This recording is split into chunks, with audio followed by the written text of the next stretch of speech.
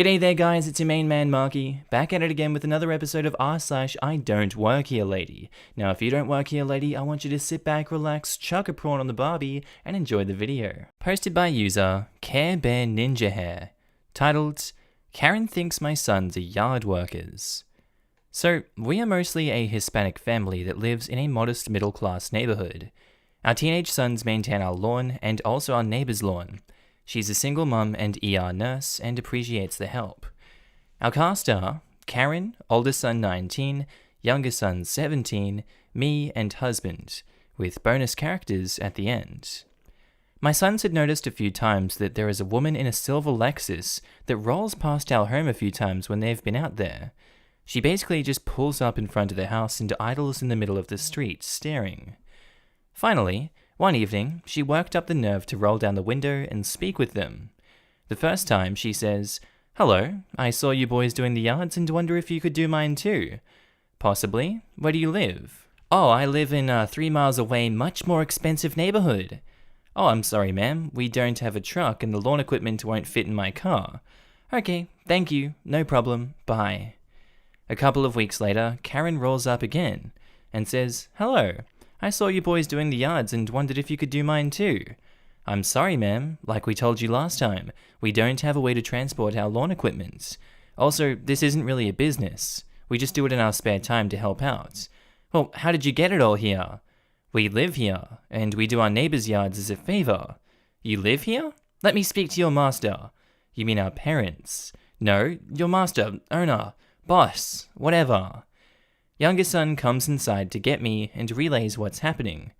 I'm still a little disbelieving and think he's surely misunderstood.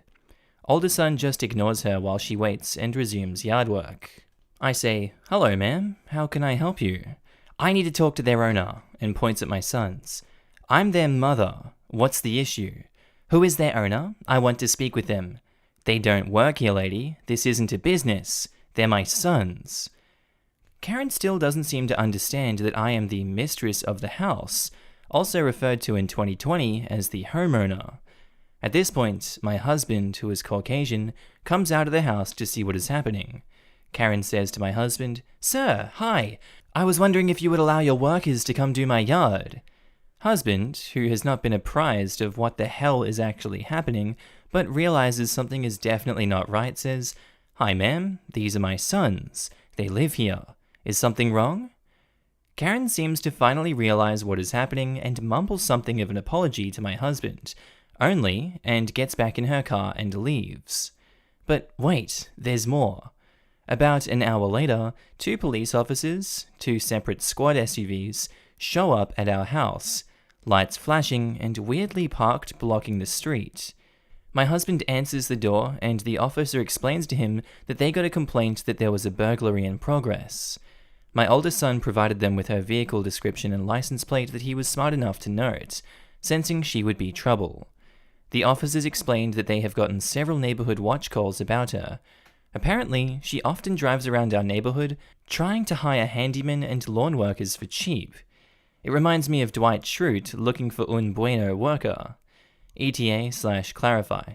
I say mostly Hispanic because, visually speaking, my kids and I look more ethnic than Caucasian and we're bilingual. Second edit, I was actually, at the time, naive enough to think she meant owner of the business. The master part was what made me realize she was just in the wrong world, century, mindset, etc. Also, this wasn't some little old lady that was 2nd to 3rd generation daughters of Confederacy type. This woman appeared to be in her 30s and very suburban Lululemon type. Man, that's horrible. Props to your sons to understand what was going on and get her vehicle description.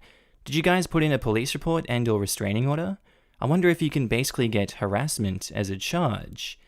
We didn't file a report ourselves, as no violence or threat of violence was made. She was nice in her first interaction with our sons, so this second time didn't really qualify as harassment, just sheer stupidity. I would imagine the police might have filed against her for making a false complaint. Unfortunately, there's not much that can be done unless she continues to harass each neighbor multiple times, and each neighbor files a report. I've met with our neighborhood watch captains and let them know to get the word out to be on the lookout and report her each time. We've done the same with other solicitors in the neighborhood. As far as we know, she has no family or friends in this neighborhood. She just trolls here for cheap labor. Posted by user Crocker4Loca, titled, "The time one of them actually got to speak to the manager, and it was my manager." This happened a couple of years ago, but I was reading an Ask Reddit thread that jogged this memory to come up. Anyway, I think it was like 2016-ish, and I was working as a receptionist in an office. My boss/owner of the business was actually a very good friend of mine that I had known for a really long time. Anyway, she would occasionally give me employees' gift cards to different places to buy some work attire, as the dress code kept changing as the business did. I took mine and set out to Target. I was in the fitting room trying on some stuff when I hear what sounds like a stern, angry tramp talking. When I come out, it is, in fact, a stern, angry tramp talking. She is standing with who I assume is her daughter, in front of a mirror that was in the hall of the dressing room areas, but not in the room itself. She's basically railing into this poor girl, who can't be more than 13 to 14 years old, about how if she lost weight, clothes might actually look good on her. This lady was actually pretty big herself. Not that it's a bad thing, but hypocrisy and mental abuse is. The poor girl looked defeated, and I kind of watched them as I handed my items. I didn't want back to the girl working and said something along the lines of, "Man, some people suck," in a voice I thought was pretty low. I guess it wasn't. The tramp thought the girl working the counter said it at first, and started to go after her. I told her I said it because that girl didn't know me and didn't need to lose her job over me. I mean, I'm sure you can guess what happens next. She wants to speak to my manager. I try the whole, "Oh, I don't work here" thing, but her rebuttal is that I obviously do, am obviously here on my day off, and should still be reprimanded for being rude about a customer to my little friends. Not that I wouldn't be friends with the girl working there, she seemed lovely, but we had never met before, to my knowledge anyway. I'm about to tell her that, when a new idea dawns on me. "Yeah, you can talk to my manager," I tell her, getting my phone out. "I just have to call her because she isn't here today." Entirely true. My manager was at home that day getting ready for a party that I was later attending at her house. I call her, she answers. I say, "Hey, I have someone here at Target demanding to speak to you." There is some quite obvious confusion on her end. All I hear is, "Okay?" before putting her on speakerphone. I'll be damned if a stranger is going to press my phone against their face. "Okay, you're on speaker."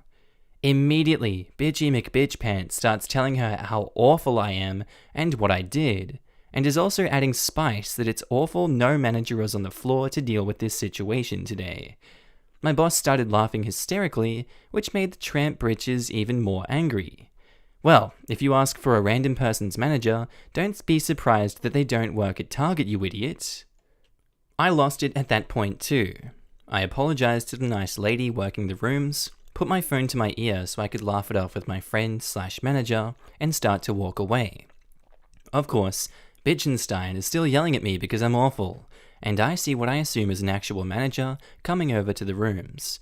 So I tell my manager I'll call her back and head back to see what lies she tries to spin, and also try to make sure she doesn't accuse Fitting Room Girl of anything. Lo and behold, she was trying to blame that girl, and started yelling about that tramp, me this time, coming back, and I should be punished too. Luckily, the manager saw me and immediately says, "I have never seen her before in my life. She doesn't work here." Angry lady says she can't deal with her lies anymore, grabs her poor, embarrassed, beyond all reason daughter, and is walking away. The manager apologized to me and the employee, but it's not like I ever blamed him. He was super kind. Once I got to my car, I felt bad that I didn't give the daughter the rest of my Target gift, but I knew there was no way I could have. So I called my manager back and just about died laughing at the situation.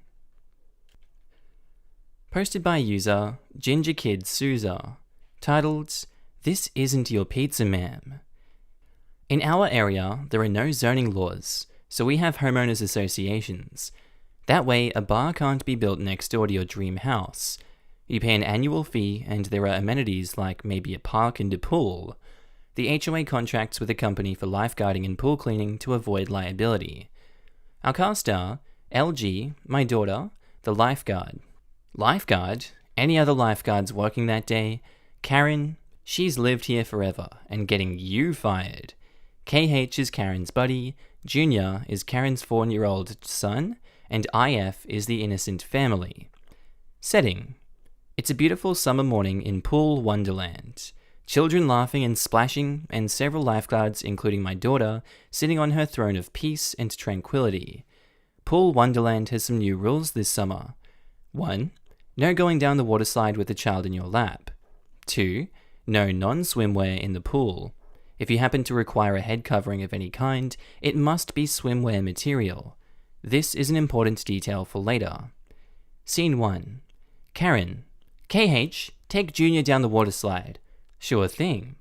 Lifeguard atop the slide says, sorry sir, no children riding in your lap. We do apologize, it's a new rule this year. Hey, no problem. Junior is disappointed, but not an unruly little thing. What the hell? That's rude. Junior begins to cry as I assume this tone signals to Junior that once again, Mummy is gonna lose it. Karen's friend is like, it's no big deal. Karen, now addressing Lifeguard, why can't my son go down the water slide with his dad? And Lifeguard explains the rules, and Karen doesn't like it, but complies in a huff. Scene 2. Innocent friend shows up and orders pizza. They have a small family birthday party which was scheduled in advance with tables reserved. Many of the women are wearing what I understand to be Muslim swimwear, appropriate fabric for the pool, and covers much of the body, including a hijab.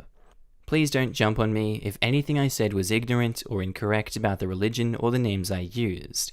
I'm merely trying to paint a picture. I mean no offense and hope none is taken, but polite corrections or constructive comments are always welcome. Innocent friend decides to get in the pool. Karen also gets in the pool, wearing a t-shirt and some shorts. Lifeguard says, ma'am, I'm sorry, but you will have to get out of the pool. You can't wear that in the water. Excuse me, I pay for the privilege to swim here, and you cannot tell me what to wear. It's a new rule this year. We can't allow people to wear cotton fibers in the pool because it messes up the plumbing. What about them? She says disgustedly, referring to the ladies in the innocent family. If I have to get out, so do they. Lifeguard, now realizing she's dealing with a racist, says, ma'am, they are wearing swimwear. You are not. Huh, we'll see about that. At this point, Karen is now being told by the lifeguard supervisor on duty, being told the same thing. Nice try, Karen. Scene 3. Pizza arrives. There are 4 end drinks and breadsticks. Karen gets up and takes the pizza, which was paid for already, I imagine, as no money changed hands. Not even for a tip. God damn. Karen juggles all this to her table and sticks her legs in the water on the side of the pool. Another pizza arrives, and the innocent family is approached by a lifeguard as they were expecting a delivery. Innocent family says, no, that isn't ours. We ordered 4 pizzas and drinks and breadsticks from not that pizza place. Lifeguard looks around and sees, 4 pizzas and drinks and breadsticks on Karen's table. Lifeguard to innocent family says, I bet I know who this belongs to. Let me help you. She's thrilled after Karen has been such a nasty bee. She didn't even say anything. Lifeguard walked to the table, set the pizzas down, and helped the innocent family carry the 4 pizzas and drinks and breadsticks. Karen says, excuse me, where do you think you're going with our food? Lifeguard says, this pizza isn't your pizza, ma'am. She has the order on her phone matching the pizza place and the order. Your pizza was delivered a moment ago and on your table. Karen glances back in confusion, covering her embarrassment. It wasn't even the same damn delivery place, with pure rage, now yelling at Lifeguard and demanding the police be called. Why would you call the police? You have been harassing me all day, and I know you have been staring at my son. I have lived here for years, and I'm going to the HOA board to have you fired. Lifeguard laughs nervously and turns and walks back to her stand. My daughter has bad anxiety, and for years, she's perfected a stonewall exterior where you think she doesn't care, but she will cry later because, she's human. Karen trailing behind and yelling expletives now. Karen proceeds to use her phone camera to video my daughter, hoping to catch her doing what? I don't even know. She's literally paid to watch and scan patrons of the pool. That's most of your damn job as a lifeguard. By the end of the day, the police have been called because Karen insisted the staff was out of line. Karen's disruptive behavior has actually bothered other patrons, mostly the innocent family, as ugly comments about swimwear were overheard and made them uncomfortable. It was following guards and taking cell phone video that actually got Karen and her family kicked out. Many lifeguards are minors, and this made the staff uncomfortable. Not to mention, it's ludicrous to be distracting a first responder from their job. Karen did not return to the pool for the remainder of the summer, not because she was banned. Hopefully she went home and looked in the mirror and was too embarrassed by her behavior. Posted by user Diabetic523, titled, I'm 14, I don't work at Costco. Okay, I've been reading this subreddit during quarantine and just remembered a story from about 9 months ago. Our cast are Karen, me, and the nice gentleman. One day, my mum decided she wanted to get a new computer. Her work was being acquired by a bigger company, and she thought she was going to be fired. She thought that Costco was the best place to do it, and I agreed to help her because she doesn't know much about computers. We browsed for about 15 minutes, and I told her that there wasn't anything appropriately priced for her needs when I hear, "Excuse me." I turn and see an older gentleman with an iPhone 7. "Can I upgrade this to an iPhone X?" I walk over, never being one to not help someone with their phone. He tells me that he has Verizon and wants to upgrade to the iPhone X. I don't work here, but if I were you, I would wait a month to see what the Black Friday deals Verizon has. I got my iPhone X for $500 no trade-in, and by that time Apple would have released a new phone, lowering the price even more. "Oh, I'm sorry. Thank you, I'll do that." He leaves me alone, and I go to look at devices for a little longer, but before I can even go back to looking, I hear, "Excuse me?" I, not knowing she was talking to me, go to browse. "Excuse me?" I turn around and see she was standing behind me. "Finally, I need a computer." Me, not feeling like dealing with another person, tell her, "Oh, I don't work here." "Yes, you do. I just saw you helping that man." "Oh, I did, but I don't work here." "Yes, you do. Now, I need a new computer." "No, I don't. I'm 14. I see my mum start walking over, and I start walking towards her. "Don't you walk away from me." "Hey mum, we should keep shopping. I don't think we should be getting anything here." I turn around to see Karen go pale as I give my mum a hug and walk away. I tell my mum the story. As we continue shopping, we have a good laugh about the idiots of the world. Posted by user ZaxMorgan12, titled, Put your cart back, lady. I, 20 male, took my friend to the grocery store today and waited for him in the car. While I was sitting there, the woman parked next to me decided to just push her cart between our cars and leave it there. Well, that doesn't sit right with me because if you give even one half of one crap, you can find a cart return somewhere nearby. And in our circumstance, there was one less than 30 feet away. So I got out of my car and grabbed her cart to take it back, but I also flipped her the bird. Well, I put her cart back and turned around to see her approaching me. She asked me if I flipped her off, and I said yeah because you didn't put your cart back and it's literally the easiest thing in the world. She started lecturing me about respect and the unacceptability of flipping people off. Next thing I know, she's telling me to come along with her so we can go find my manager. Well, I obviously don't work here. I'm not wearing a company uniform, and in fact, I'm wearing sweats and an old t-shirt with holes in it.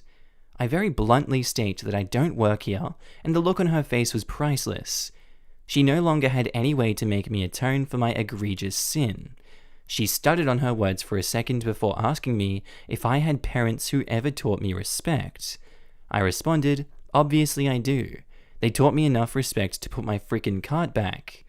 Well, she had no clue how to respond to it and shuffled back to her car, leaving me feeling proud of my small victory against the Karenhood. Posted by user Lucky Lady Lucy, titled, I'm a lifeguard, not a waitress. So I just got this job at a country club pool as a lifeguard. The pay is terrible, the people are terrible, the food is decent.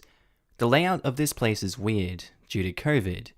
You come in by the guard office, my office, and you have to leave by the poolside grill. No exceptions. So the poolside grill has its own servers and tables to keep glass away from the pool. Not that anyone ever listens to that rule.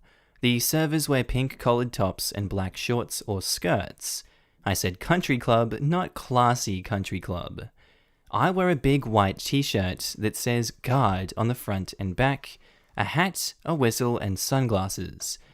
So, one lovely 90-degree afternoon, I get down off the guard stand and head over to the grill to get myself a refill on water. This lady taps on my shoulder and asks me to get her another drink. I can't remember what kind, so we'll call it a Cosmo. I tell her in my customer service voice that I'm a guard, not a server, and I'm only here for water. She scoffs and opens her mouth to say something snotty.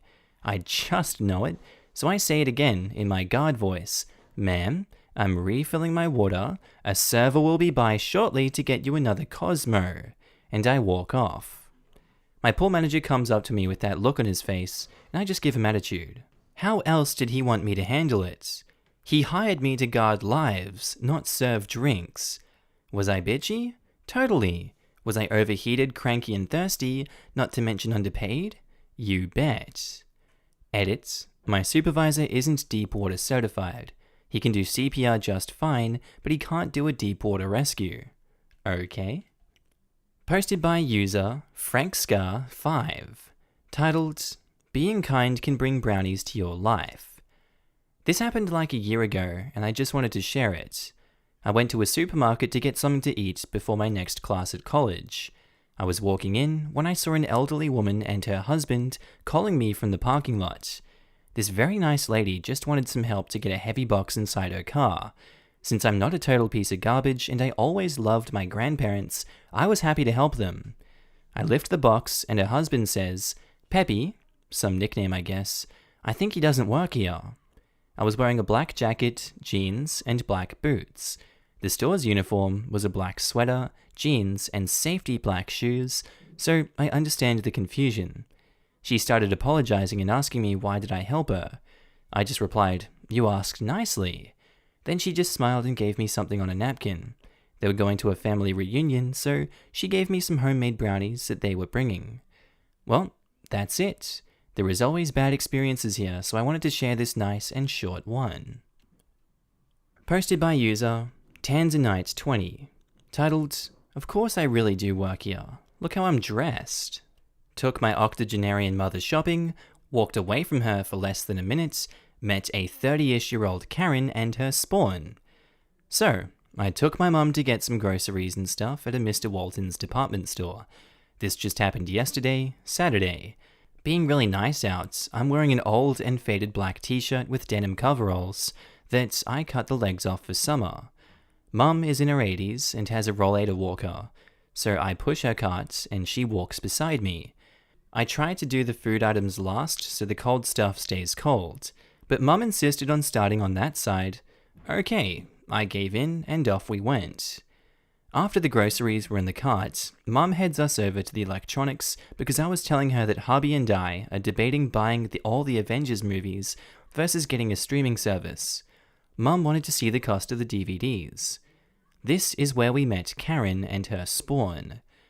I'm explaining DVD versus Blu-ray to Mum, when Karen walks up to me and tells me she needs my help next.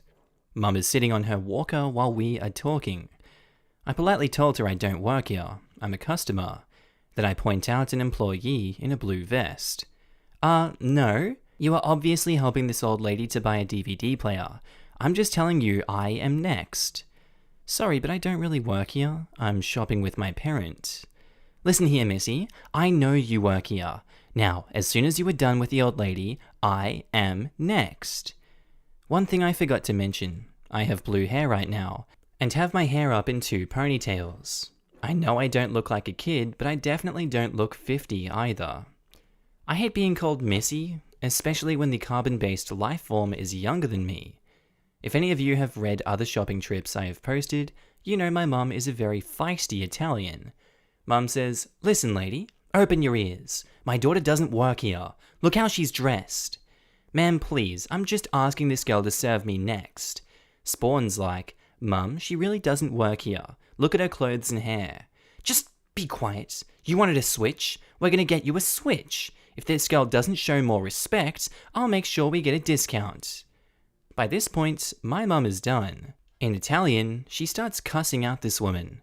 My mum does not like being the center of attention, but man, if you annoy her, duck and run. Just duck and run. Sales staff finally make it over to us since mum is getting louder the longer you let her go. Karen sees the employee and starts in on how rude I am, and what a horrid employee I am, and I need to be disciplined for my attitude towards her. The employee looks at me, my mother, and Karen, and politely in Italian asks mum what happened. Mum calmly explains and refers to Karen as puta. I'm dying trying not to laugh. Karen has her say, and finally it's my turn, and I turn to Karen. I say, look, I don't know who your parents are, but sweetie, I could be your mother. You're teaching your kid to act like this is unacceptable, especially right now with the pandemic as places are going out of business. I'm pretty sure you knew all along that I don't work here and were hoping to cause enough of a scene to get the acting manager to give you a massive discount. I'm here to tell you that ain't happening today. Not here, not in this store. You think that just because I'm dressed in old frayed clothes, you can pull a stunt like this, then tell the staff that I accosted you and I caused all the drama? Guess again, child. On top of your bad behavior towards me, you've caused my mother to get upset. I am so tempted right now to call the cops and have you charged with harassment and elder abuse. Karen left. Mum and I finished shopping and left. In the car, Mum says, I guess you're a little stressed today, huh? Oh my god, that was the understatement of the year. Edit. Just saw a comment pop up, then disappear. Yes, some people do post and make up stories in order to get karma and points. I do not. I don't post much, and I'm not doing this for karma points. High school was over 30 years ago. I don't need to be part of the popular crowd. So if you're going to make comments to that effect, please go look for the truly obvious fake stories. Edit 2. Spanish and Italian are both Latin-based languages, and unless you want to go tell me mother that you think her Italian is incorrect, please don't bother trying to correct mine in this post, as I am repeating her choice of words. A 17-year-old girl can't be the boss at a delivery service? Okay then. So, I'm not sure if this subreddit is right for my story, but it's similar to the stories I've seen on here, so I'll give it a try. Also, English is not my first language, so please excuse if there are some mistakes. Our cast are me, random mother, and shift supervisor. For context, my co-workers call me boss, since I pretty much take care of everything happening at the store while being on my shift, like making sure the restaurant is clean, packing orders, and telling the delivery guys which one they have to take, correcting the kitchen if they mess up, taking orders, answering phone calls, and so on and so forth. Alright. Story time.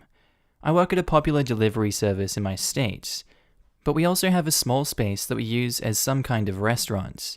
I've been working there for more than half a year, and I really like to go there on school days, to spend my lunch break there and eat something. I was doing exactly that on a day where the delivery part of our store had a lot of orders incoming, so my co-workers barely had time for people ordering at the restaurants. I've watched a family entering the store while enjoying my meal, and since the others had a lot to do, they were at least standing at the registers for 10 minutes. Since I usually work at the cash register, I put my meal aside and take a seat behind the register. I say, hey there, may I take your order? This woman looks at me really confused and lifts an eyebrow. To be fair, I'm the only girl working at the restaurant, by far the youngest one, and I was wearing regular clothes. But I knew that my co-workers were glad that I took over the cash register, so I didn't see a problem. RM says, I'd like to talk to an employee. What are you even doing behind the register? Miss, I am an employee here. I regularly have school today, but I jump in for my co-workers, since as you can see, they have a lot to do right now, so may I please take your order? Random mother was getting kinda ticked now, since I wouldn't let her talk to an employee. But I didn't really mind. It wasn't the first time that a customer was getting mad. The random mother, now looking at my co-workers, says, why is nobody getting her away from the register? Could I please talk to the boss here? I turned around to my co-workers, and my shift supervisor had a big grin on his face, which was a sign for me that I could continue. Of course, they had a lot to do, but they always keep an eye on me as soon as I'm at the restaurant, due to harassment in the past and because I'm somewhat like their little sister. Well, you're talking to the boss right now, so may I please take your order? Are you kidding me? How fudging old are you? 17, miss. Random mother was getting really rude now, so my supervisor took the time to come over and help me out a bit. Hey boss, any problems? I explained the whole situation to him, and he sent me to do his tasks at the kitchen while he was taking the random mother's order.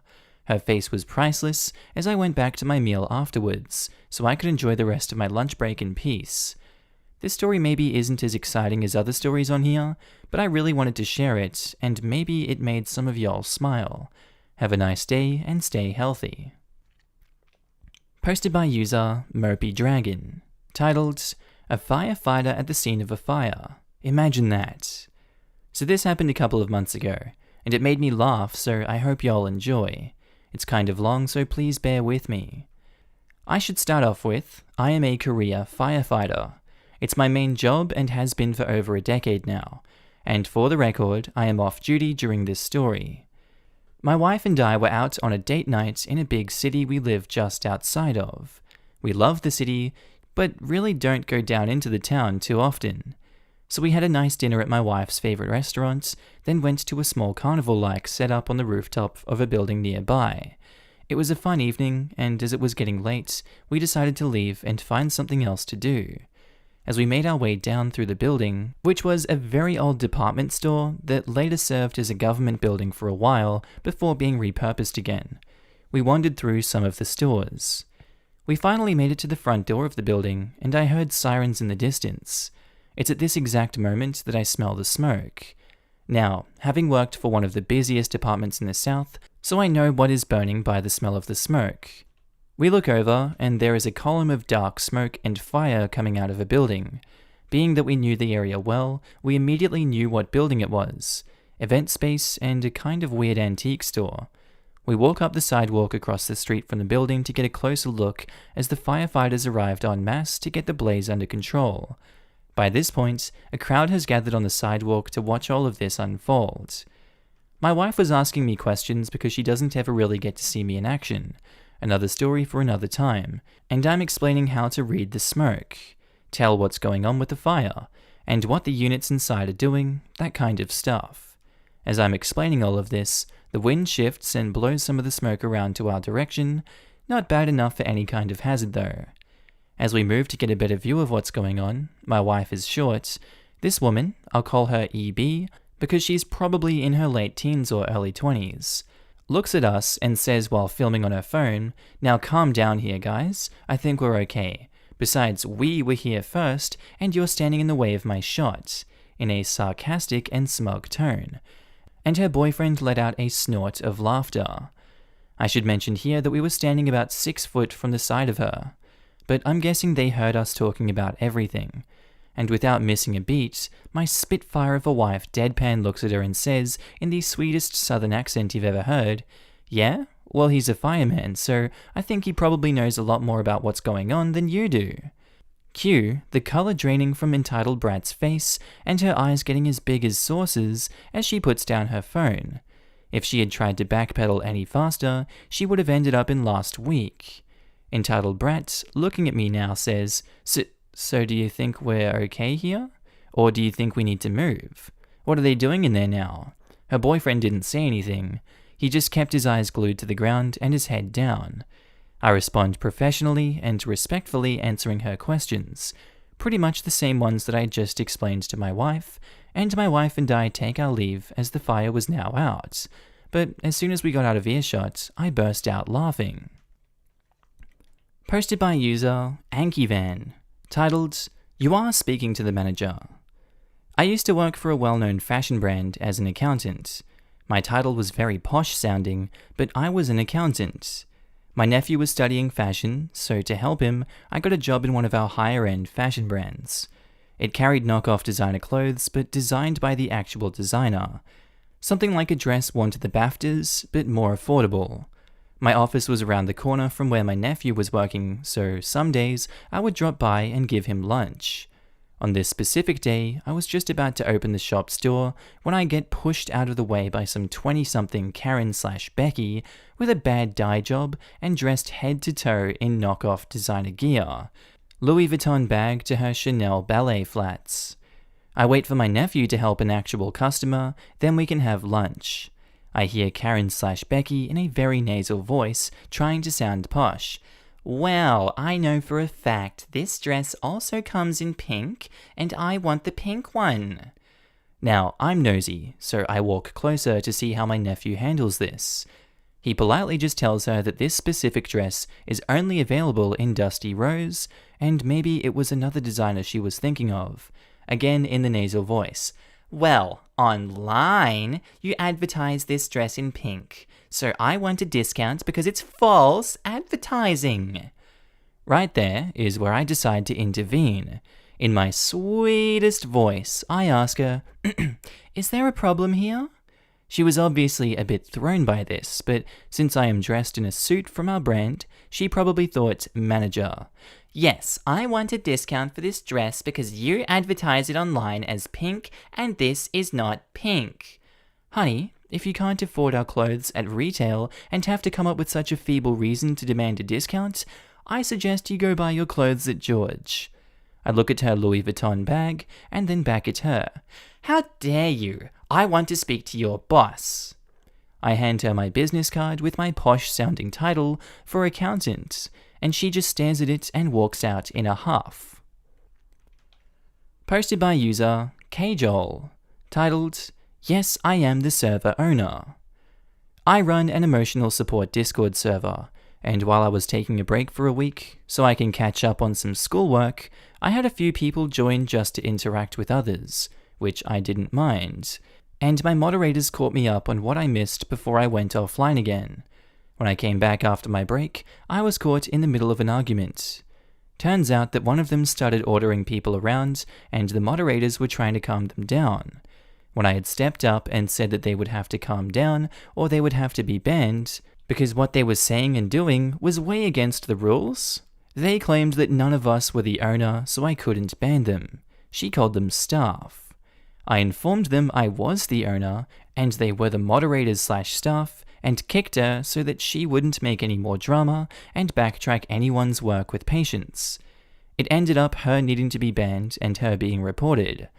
Turned out she didn't even read the rules either, so that would explain her not knowing I was the owner, as I have made it so only I can make the rules. I hope I put this in the right Reddit. I haven't made any true good posts other than questions and a few small ARGs.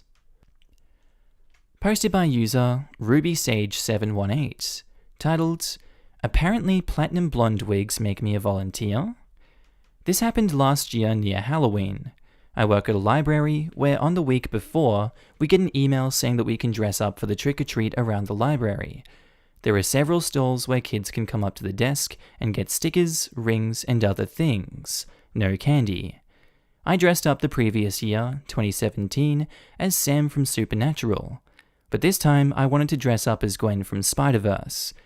While I couldn't do her as Spider-Gwen, have to be family appropriate, and I was too embarrassed to do it, I could dress up as her in the school uniform at the beginning of the movie. I got the whole shebang. Tartan skirt, white shirt, black tights and shoes, and a platinum blonde wig. Now, I'm a brunette, though it's more of a black due to my father being Hispanic. So when I came into work with a really bright new style, my co-workers didn't recognize me. Several of them thought that I was a new hire or that I was a patron. I laughed thinking this would be fun. What happened was a bit weird. While a lot of people didn't recognize me on the desk until I started talking to them, a few did something a bit off. I would wave and say hi, and they would look at me funny, do a long pass, then go to my co-worker's desk on the other side. The first few times it happened, I just shrugged it off about being shy. But after the 5th time, I started waving people back saying they could come over here. Several of them just stared at my wig, and a few started asking questions about how long I've been in town. One of them, a little old lady, asked me if I like living here. I tell her, well, I have been here for over 15 years, so I quite like it. She then went on to say things I should check out, And I just nodded along, saying that I have done pretty much all of them. Wait, so you live here? Me, thinking I just said that, said, yes, miss, and I've been working here for a number of years. Oh, I thought you were a volunteer. So, an overall strange day. Sorry for the lack of Karens, but I thought it was a funny story. Posted by user Liz Reptile, titled, Pizza delivery to a rude, nasty, condescending and rich Karen while I was 8 months pregnant for a weird reason. Preface: I am reposting this, so sorry if you've read it before. I made a huge error in how I put the title, and I respect the mods for removing it. I hope they let this one stay up. I enjoyed all the commentary, and also the advice of others on better ways I could have stated the title without being offensive to anyone. I really would like this story to remain. If it is removed again, I won't attempt to post it further. Also, a disclaimer as well, I would like to state, I am not trying to be offensive to infertile women, just am pointing out her absurd reasoning for being rude to me, instead of being happy for me, or at least indifferent. I have a lot of respect for women with troubles like that. You will understand why I say this later on. On with the story. This happened 15 years ago. My daughter is now a wonderful person too, definitely not a Karen.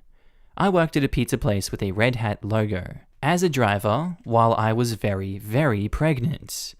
I had ordered a new work shirt as I had gotten way too big in the belly to have my shirt cover my belly bump. My watermelon-style belly was getting rather round due to all the free pizza I was getting from my managers that wanted to help my skinny butt grow a baby better. Well, I was allowed to wear a plain black t-shirt as long as I had my name tag and hat on until a new shirt arrived the next day. I'd gotten a free delivery run in the very rich area of town called Feather Sound. At first, I was really happy because this area was known for its great tips. And when you're a driver, you want all the tips you can get because you're not reimbursed for your fuel costs, except $1 a run minimum. And this was during a time where gas prices were the worst we'd seen in like 8 years. These people had ordered a huge amount of food, 15 boxes of medium pizzas altogether. They had a sale on medium pizzas at the time.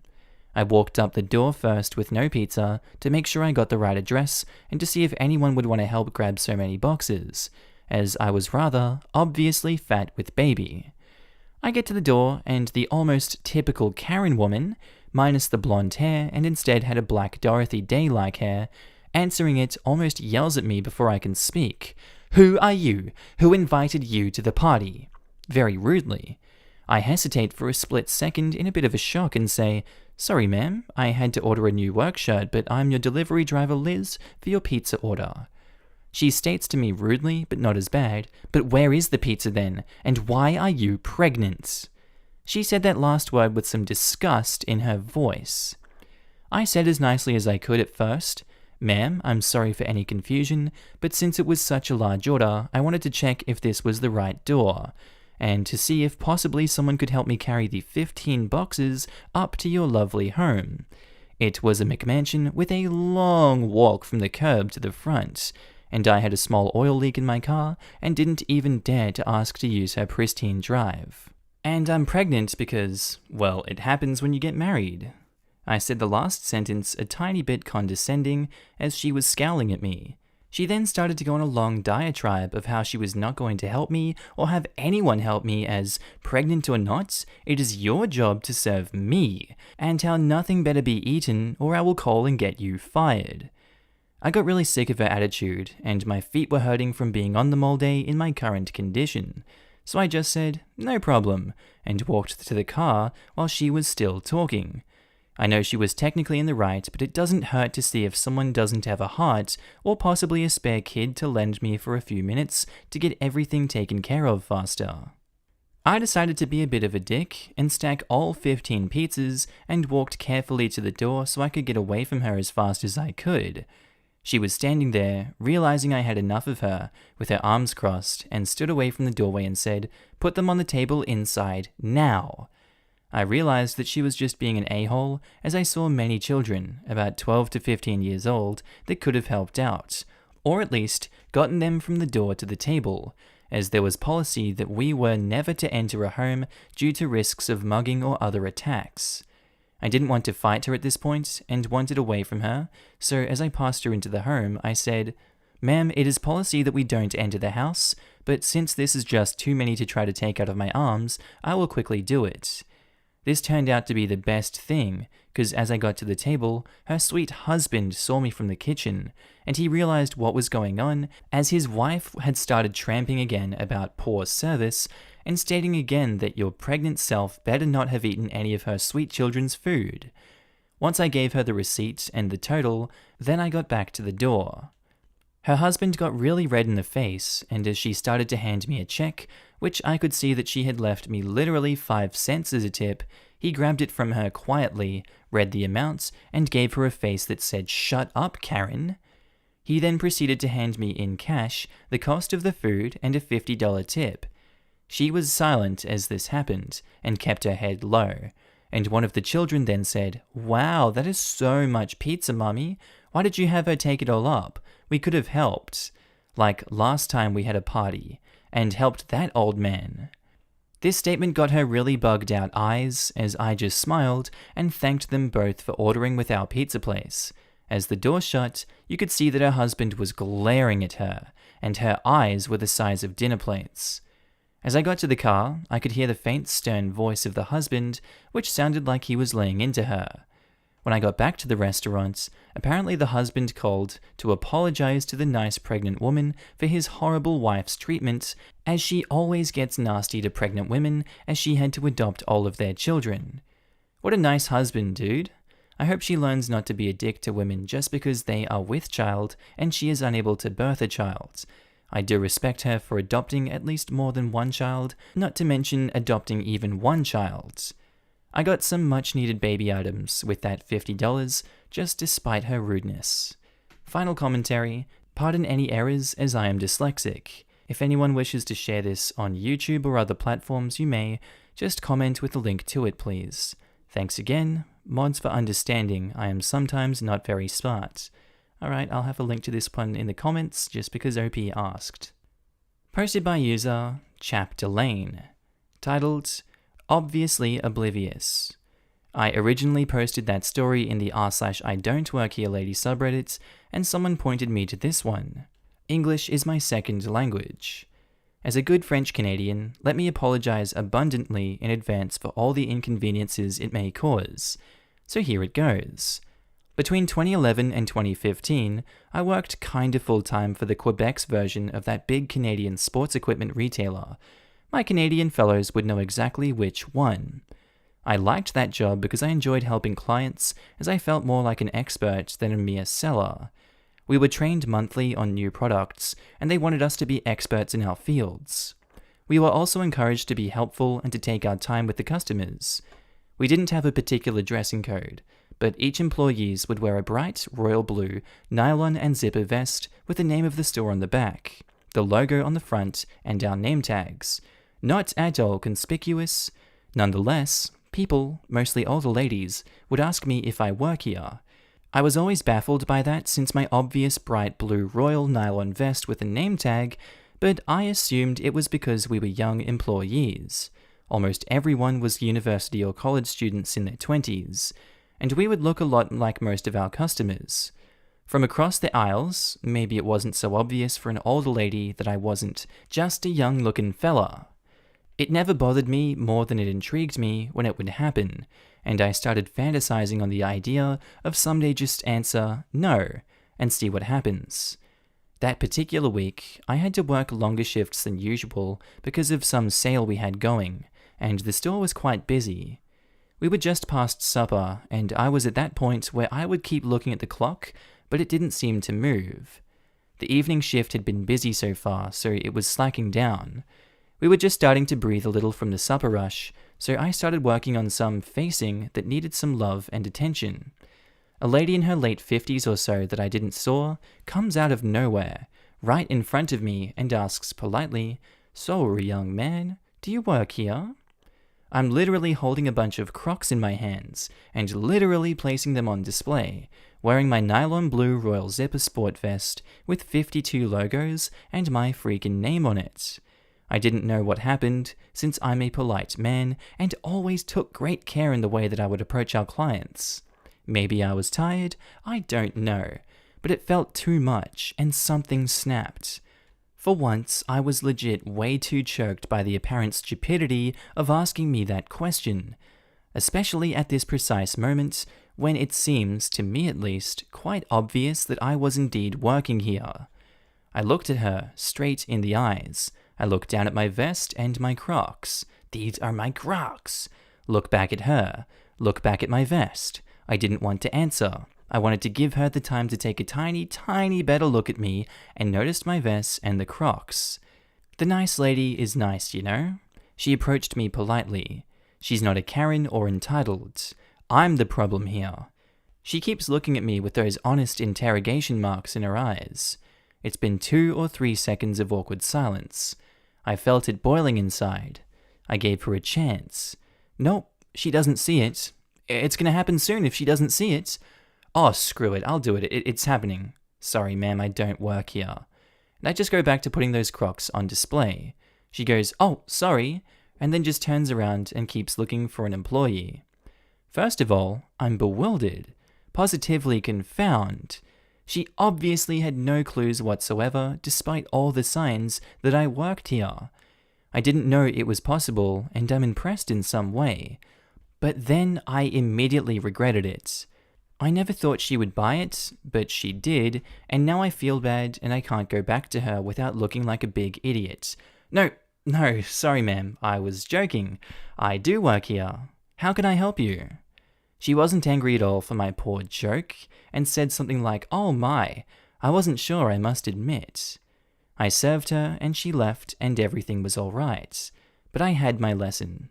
Most of the people, when they ask you if you work here, whether you actually work there or not, they legitimately have no idea whatsoever, no matter how obvious you think the answer is. Posted by user PH1Basic, titled, But I am the CEO of this company. Grrr. Hello everyone.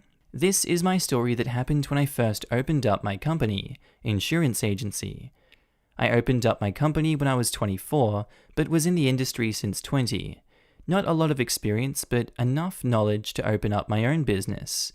I look a bit younger than my age due to the way I dress casually and the baby face, I guess. A little background about my company is, I am an insurance broker that connects insurance companies with my clients, and I get commission if the insurance policy is sold.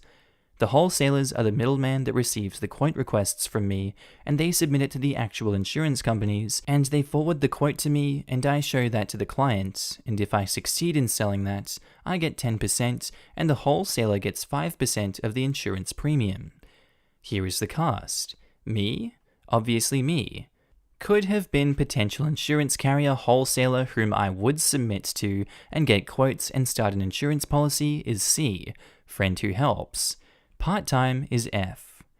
One day, I was running late due to personal reasons, winky face, but my friend who was helping me part-time calls me saying that there is a potential insurance company wholesaler that was going to come in about 30 minutes. I rush over, but was dressed a bit casual. T-shirts, skinny jeans, and sneakers. I come in, and my friend walks out to get some coffee and smoke a cigarette. Couple of minutes after working, the wholesale company employee walks in and says, "Hi, I'm from blah wholesale company. I am here to meet Alex," which would be myself, but I am not named Alex IRL. It was a hot day in the summer, so he was a bit sweaty. I say, "Hey, how you doing? Take a seat in the meeting room. We'll meet you shortly." C walks into the meeting room, taking a seat at one of the chairs. As I was waiting for my friend to come back, I hear C calling for me, saying, "Hey, can I get some iced coffee? I guess you guys don't offer any drinks, huh?" What the heck is wrong with this dude? I mean, yeah, I could have offered some drink, but damn. Sorry, but we only have water or hot coffee. He says, "It's hot outside. I can't drink something hot. Can you run downstairs and get me some iced coffee? And you can keep the change," handing me a $5 bill. Huh? Excuse me? I'm not going to run downstairs to get you iced coffee. Please get it yourself. When you leave, do you want water? It's pretty cold. Friend walks in, and he was a bit more dressed up than I was. He's wearing a button-down shirt with khakis. He says, "Hi? You must be from the wholesaler company.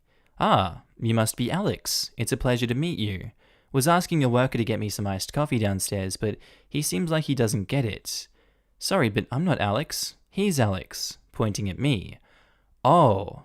Seems like I didn't introduce myself. I am Alex, and I think you may leave now and get your coffee on your way out. And he left my office. Friend bursted out laughing. The wholesaling company was a good company, but there are other ones with potentials that could have done the same thing. In the end, I got a call from the wholesale company asking if they could stop by again, and I said no. Posted by user Anki Van. Titled, Male Nurses Are Bad Ass. I did my nurse training in the late 90s, and it was also the year that we had quite a few ex-soldiers, male, that joined, and one particular was ex-Special Forces. He looked like he could snap you in half with a look, but was the most gentle and caring nurse I ever worked with. We were working together in the eye ward on this particular day when the doctors came around to do their rounds. They all get their assignments and go off to see their patients. We had an old fella who was up for cataract surgery in the afternoon and was giving the student nurses hell. Mostly misogynistic crap like pinching our bottoms and trying to rub up on us. The only female doctor on duty that day gets to do his pre-op, and he was a total lech. Halfway through the interview, which I must give her kudos for, she did it very professionally. He asks for a bedpan. Now, this was pre-op, so he was able to walk around, which he did a lot. The ex-Special Forces nurse just happened to walk past, and he came over to the old lech. He says, "She's your doctor, sir, and I'm your nurse. Allow me to walk you to the toilet." He very firmly helps the old man out of the bed and marches him to the toilet. Then we hear him say, "So you want me to hold your penis, sir? I hear you can't." I think that was the last time that old man ever asked for a bedpan, even after surgery when his eyes was taped shut. Ooh. Karen follows me into the men's restroom. A few weeks ago, I was visiting my local big box bookstore, looking for good clearance items before the store closed permanently. The dead mall it was attached to was being demolished. The store has no dress code, but the employees do wear lanyards, and I wasn't. So I was browsing around my preferred sci-fi section when I realized I needed to use the nearby restroom. So I headed in that direction, which happened to be the next mid-store customer service counter. Karen notices me, points herself directly in front of me, and blocking my path to urinary destination, says, "I don't know why you don't keep that desk staffed, but I really need your help finding my book. Are you going to help me or not?" "Not," I say, remembering the urgency of my business, and I step around her with a variation of, "I don't work here," continuing to my destination, thinking that will be the end of the encounter. It's not to be. I hear her voice rising in pitch and volume, on its way to full Karen Banshee, as she literally throws me into the men's room, and I'm convinced she was about to grab my arm and pull me around to face her. Being conscious of social norms about public exposure, I made it into a stall and locked the door for privacy. That didn't stop her from knocking on the door and threatening to get me fired before she heard the really solid stream hit the water, and, I'm convinced, realized for the first time what it was she had done. I heard her embarrassed sounding squeak/huff, and she hightailed it out of there. I finished my thing and washed my hands, and came out to witness her being escorted out of the store by a properly lanyarded employee.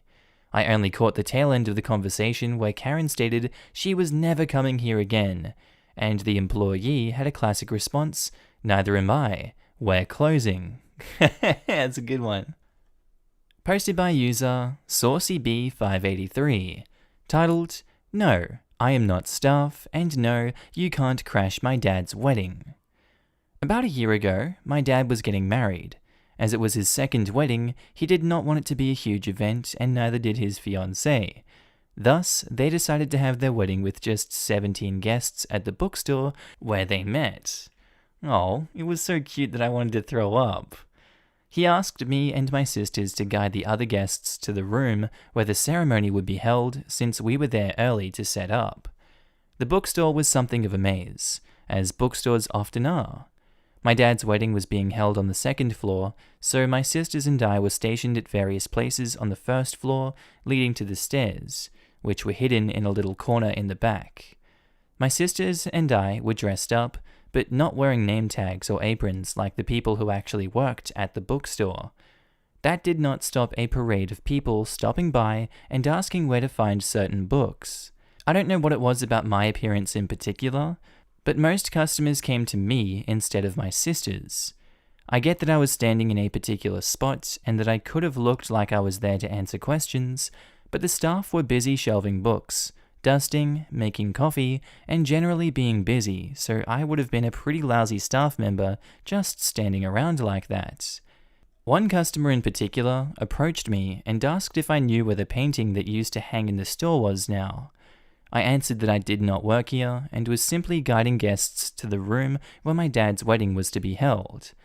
The man looked incredulous and asked me several more questions about the painting, including who the artist was, what the medium was, the size of the painting, and what the subject was.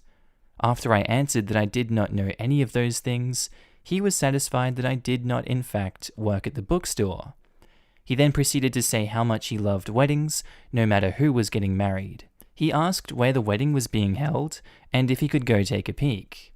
I answered that that would be really weird, given that it's a private ceremony, and my dad would probably appreciate it if he didn't. He laughed it off and said, "Oh, well, I'll come by and crash the wedding later. I just love weddings so much." I practically begged him not to crash my dad's wedding, even just to watch, because there were so few guests that it would be painfully awkward to have some random man smiling in the back. After a few moments of us going back and forth, and him promising he'd be there whether we liked it or not, he finally agreed to leave the wedding alone.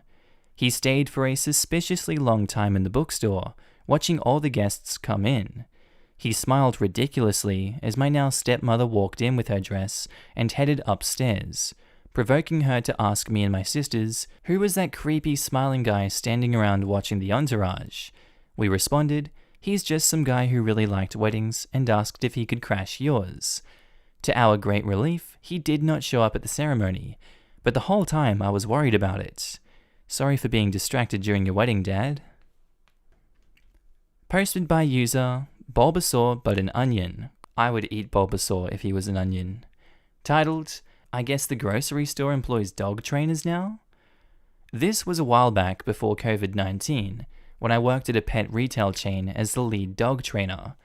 Where I worked was a short walk to the grocery store, and I often would go there on my lunch break to grab something to eat. I got confused for an employee many times, but this one took the cake. The cast are me, Karen, and Karen's 3 friends. It was a pretty nice summer day, and I was feeling pretty great, as I'd crushed it in dog training sales earlier that day, and the sun was shining.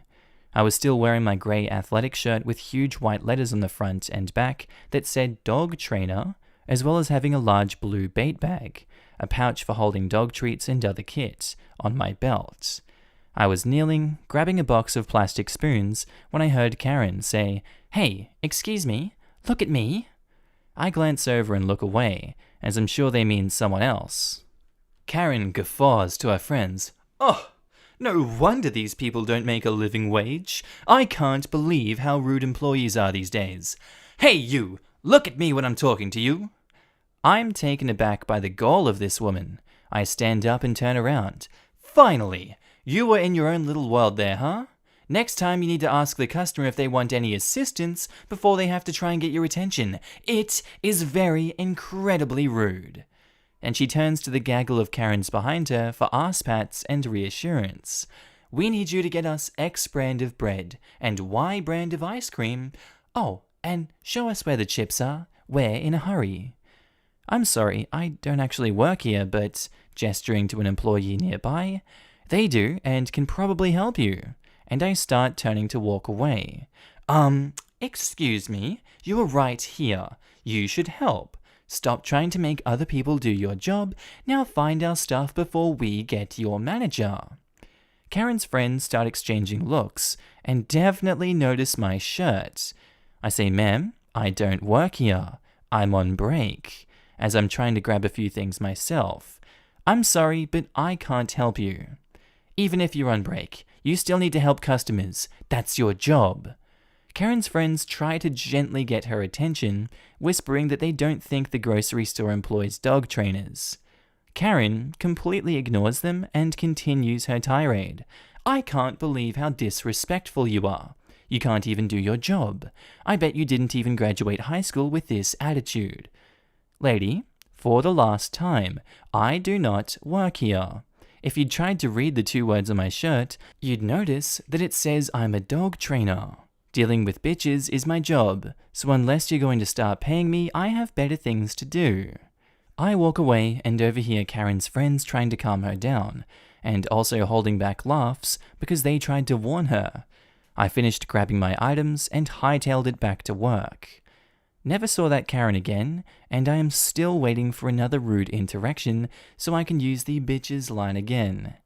TLDR, Karen was very rude and entitled even when I tried being polite.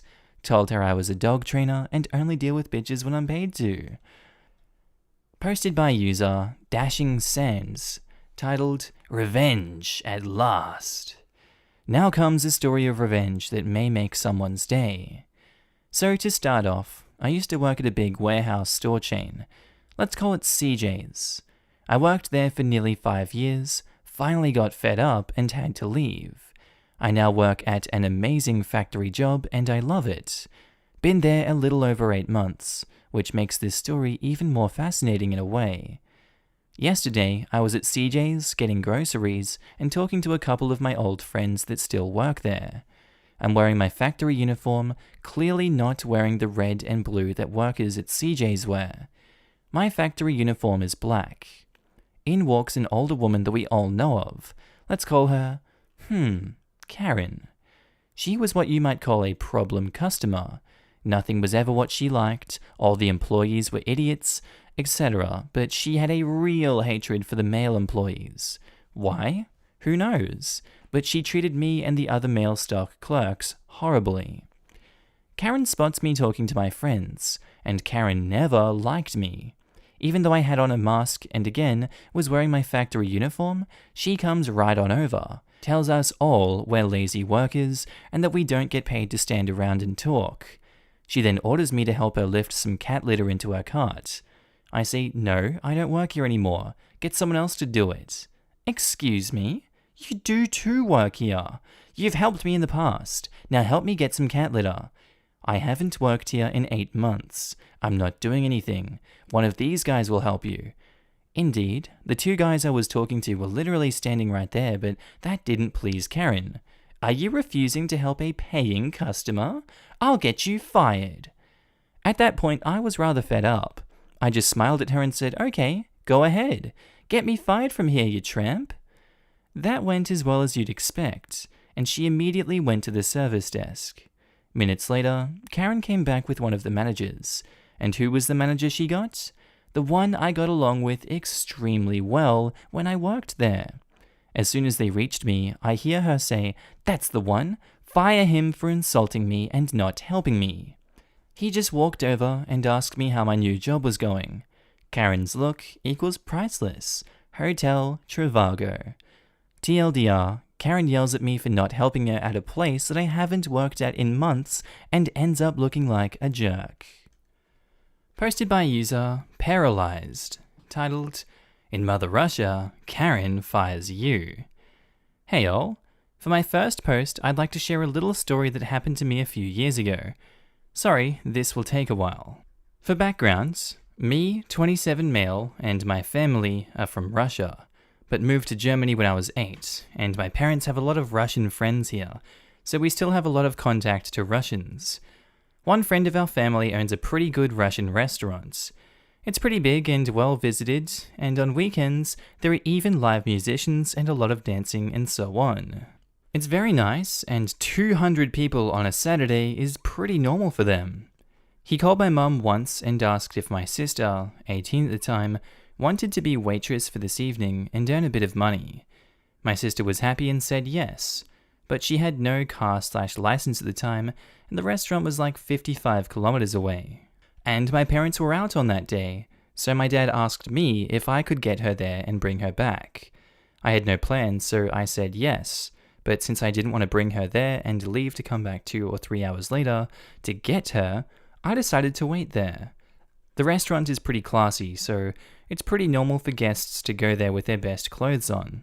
I didn't want to look weird, so I put on my suit and bring her there. So that's the background. Sorry for this long intro. Now to the main story. It was pretty full at this evening. 250 plus guests, I guess. And the staff had a lot of work.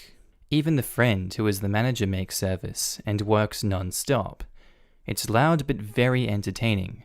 As said, the staff was very busy and I didn't want to stand in their way, so I stood aside and just enjoyed the music. The musicians do breaks sometimes, and one of them, let's call him Alex, had a few minutes break and came to chat to me for a little while. It's super loud, so we talk in like a club. How's work? What's new? Had any dates lately? Stuff like that. There was a little couch that we sat down on and shared memes on the phones to each other and relaxed a bit. Suddenly, I feel a finger on my shoulder.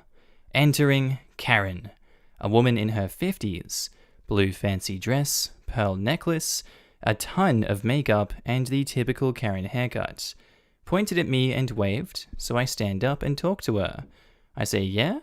Wow, if I would work like you do here, I shouldn't wonder to get fired. You just sit there and don't serve the food like the others. I was shocked. The staff wears red vests with the restaurant's name on the back, and I was there in my usual black suit. Sorry? What? I don't work here. I got interrupted mid-sentence because Karen took her flat hand and put it in my face and turned away moaning. Don't you dare contradict me, street dog. In Russian, there is a word for that, which is hard to translate, but it means like filthy, no-rights creature. It's a very rude word. I'm like, the F? She went off to the bathroom. Alex, who has seen it all, took my arm and said, dude, the F. Relax, let's go outside and take a smoke. You look like you're going to explode any second. Yes, I wanted to run after her and tell her a few things, but I went outside and calmed down a bit. The manager came out and took a smoke break too, and asked me what's up. Alex told him the story and the manager went crazy about it. He apologized for the guests' behavior. Now the surprise. A guy standing outside nearby must have heard that and came right over, and says, the woman you're talking about, does she wear blue fancy dress, pearls, etc.? And we're like, yes. The guy looked pretty embarrassed and is like, that's my wife. We're all shocked, and the guy then apologized for his wife. He was completely ashamed and went back in. We all started laughing. I enjoyed the rest of the music acts, and 2 hours later, my sister and me went home. Still a funny story when I think of the poor guy married to Russian Karen. Sorry for this insanely long story, but I hope you enjoyed it. Have a nice day, all. Posted by user Papa Steve Rocks. Yeah, Steve Owen does. Titled, Garden Center, I Do Not. Had a landscaping morning Saturday, and had to run out to the garden center for a few items before stopping for the afternoon. At the store, I must have looked the part, wearing cargo shorts, boonie hat, work boots, and a neck gaiter as a mouth covering.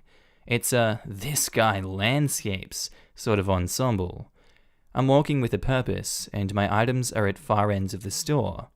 A woman and teen son stand in the middle of the patio furniture, staring lasers into me as I hustled from weed killer to plant stakes. As I approached, she said, "Finally, we've been waiting forever." I didn't break stride as she said, "Are you going to help us? Don't you work here?" I gave them a succinct, "I do not," without stopping. 10 steps passed and I hear her say, "What does he mean, I do not?" to her son. Not much of an interaction, I know, but how can someone not understand I do not? It gets to the point. I feel bad for that kid. Posted by user PGE1967, titled, I don't and shouldn't work here because I don't speak Spanish. Coming across this sub reminded me of an incident that happened several years ago at a car dealership. I always regretted that I didn't think of all the clever comebacks I wished I would have said until much later.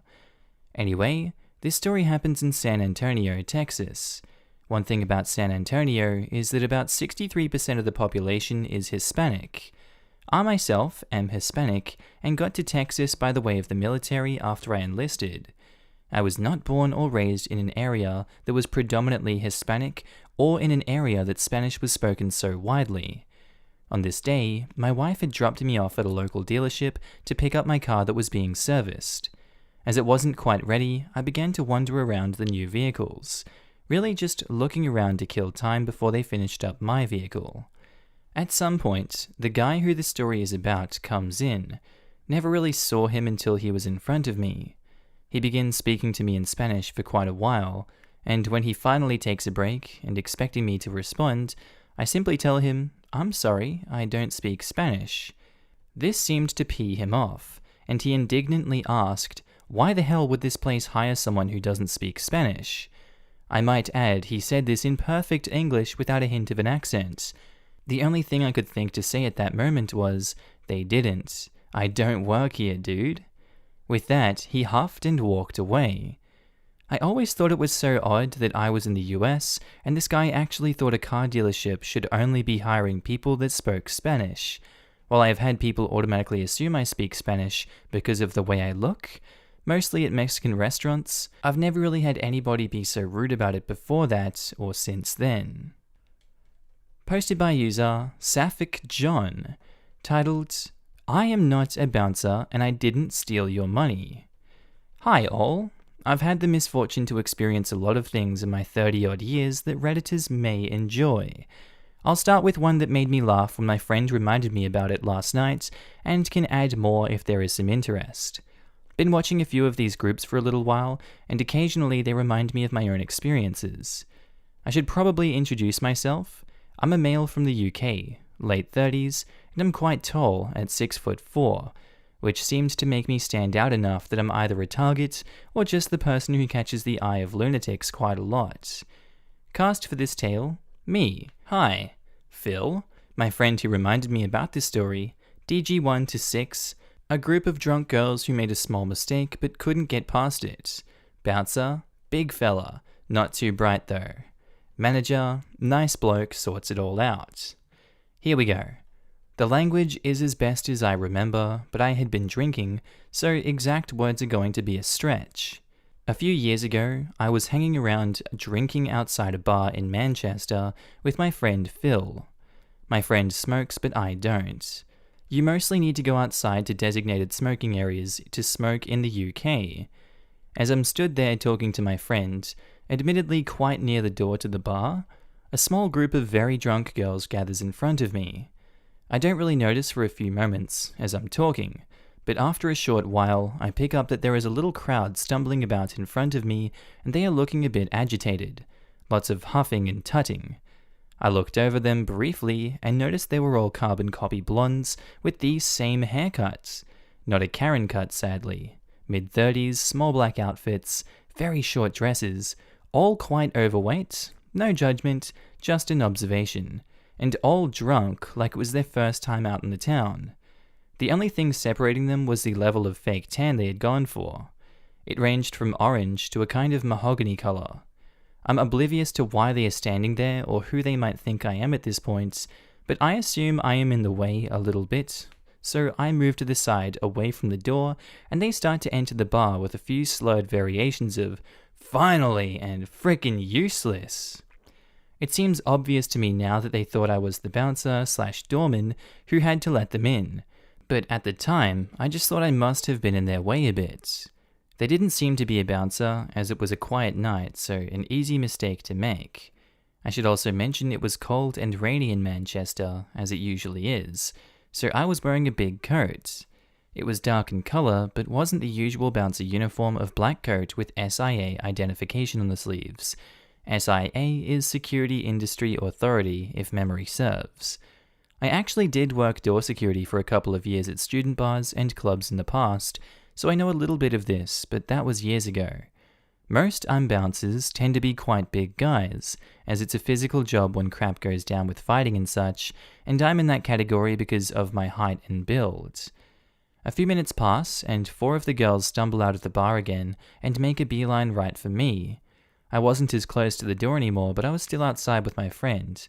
The leader of this gaggle was massively drunk and had obviously been elected as that night's spokesperson. She will be DG1. She did most of the speaking and slurring, and the rest mostly just said supportive things to back her up and swore. She said, "You need to come on and save my friends." I'm oblivious and I'm like, "Sorry, what? Come on, they're in trouble," and grabs my arm, which surprised me a bit. I'm still oblivious and say, "Who's in trouble?" I also pull my arm away, which seems to annoy her. "Come with me now, my friends are being attacked." And she grabs my arm again. Phil says, "You better go, sounds important." He was laughing as he had figured out the problem already. I say, "Okay," confused as I still don't get it. But I was just drunk enough to think they might be trying to be funny or pick me up or something. "Finally, quick! Yeah, hurry!" She leads me into the bar and up to a sort of dance floor area where the other two girls are dancing and kissing two guys. I'm still a bit confused why I'm here, and now notice that DGs 1 to 4 are staring at me expectantly. I'm still confused and say, "So what am I doing here?" And they shout over the music, "Kick those guys out of here, they're attacking my friends." Seems like they're okay to me. Why'd you drag me here? We're in a girls' night out and these guys aren't even with us. Yeah, we don't even know them. Okay, but why do I need to be involved? DG1 ups the drama a bit and says, "They're being assaulted and you just want to frickin' watch?" No, I don't really care. I'm gonna go back outside now. I turn to walk out. DG1 shrieks something sweary at me and tries to slap me in the face. She misses, spins, and hits the floor. I am walking away and out now, and when I turn, having taken a few steps to get back to the door, DG1 is stumbling to her feet and struggling a bit. I walk outside and hope that's all the weirdness I'll have tonight. I find Phil, who is laughing at me having watched the drama from the door, and says, "You're not free yet. I think you're in trouble now," and motions toward the door. The 4 girls have found a real bouncer who must have been inside and are pointing at me, looking furious. They come over and they're halfway through their version of the story to the real bouncer. They say, "That's the one. That's the bouncer who refused to effing help us and then knocked me over. He needs to be effing sacked." "This guy?" Pointing at me. Things suddenly click in my brain.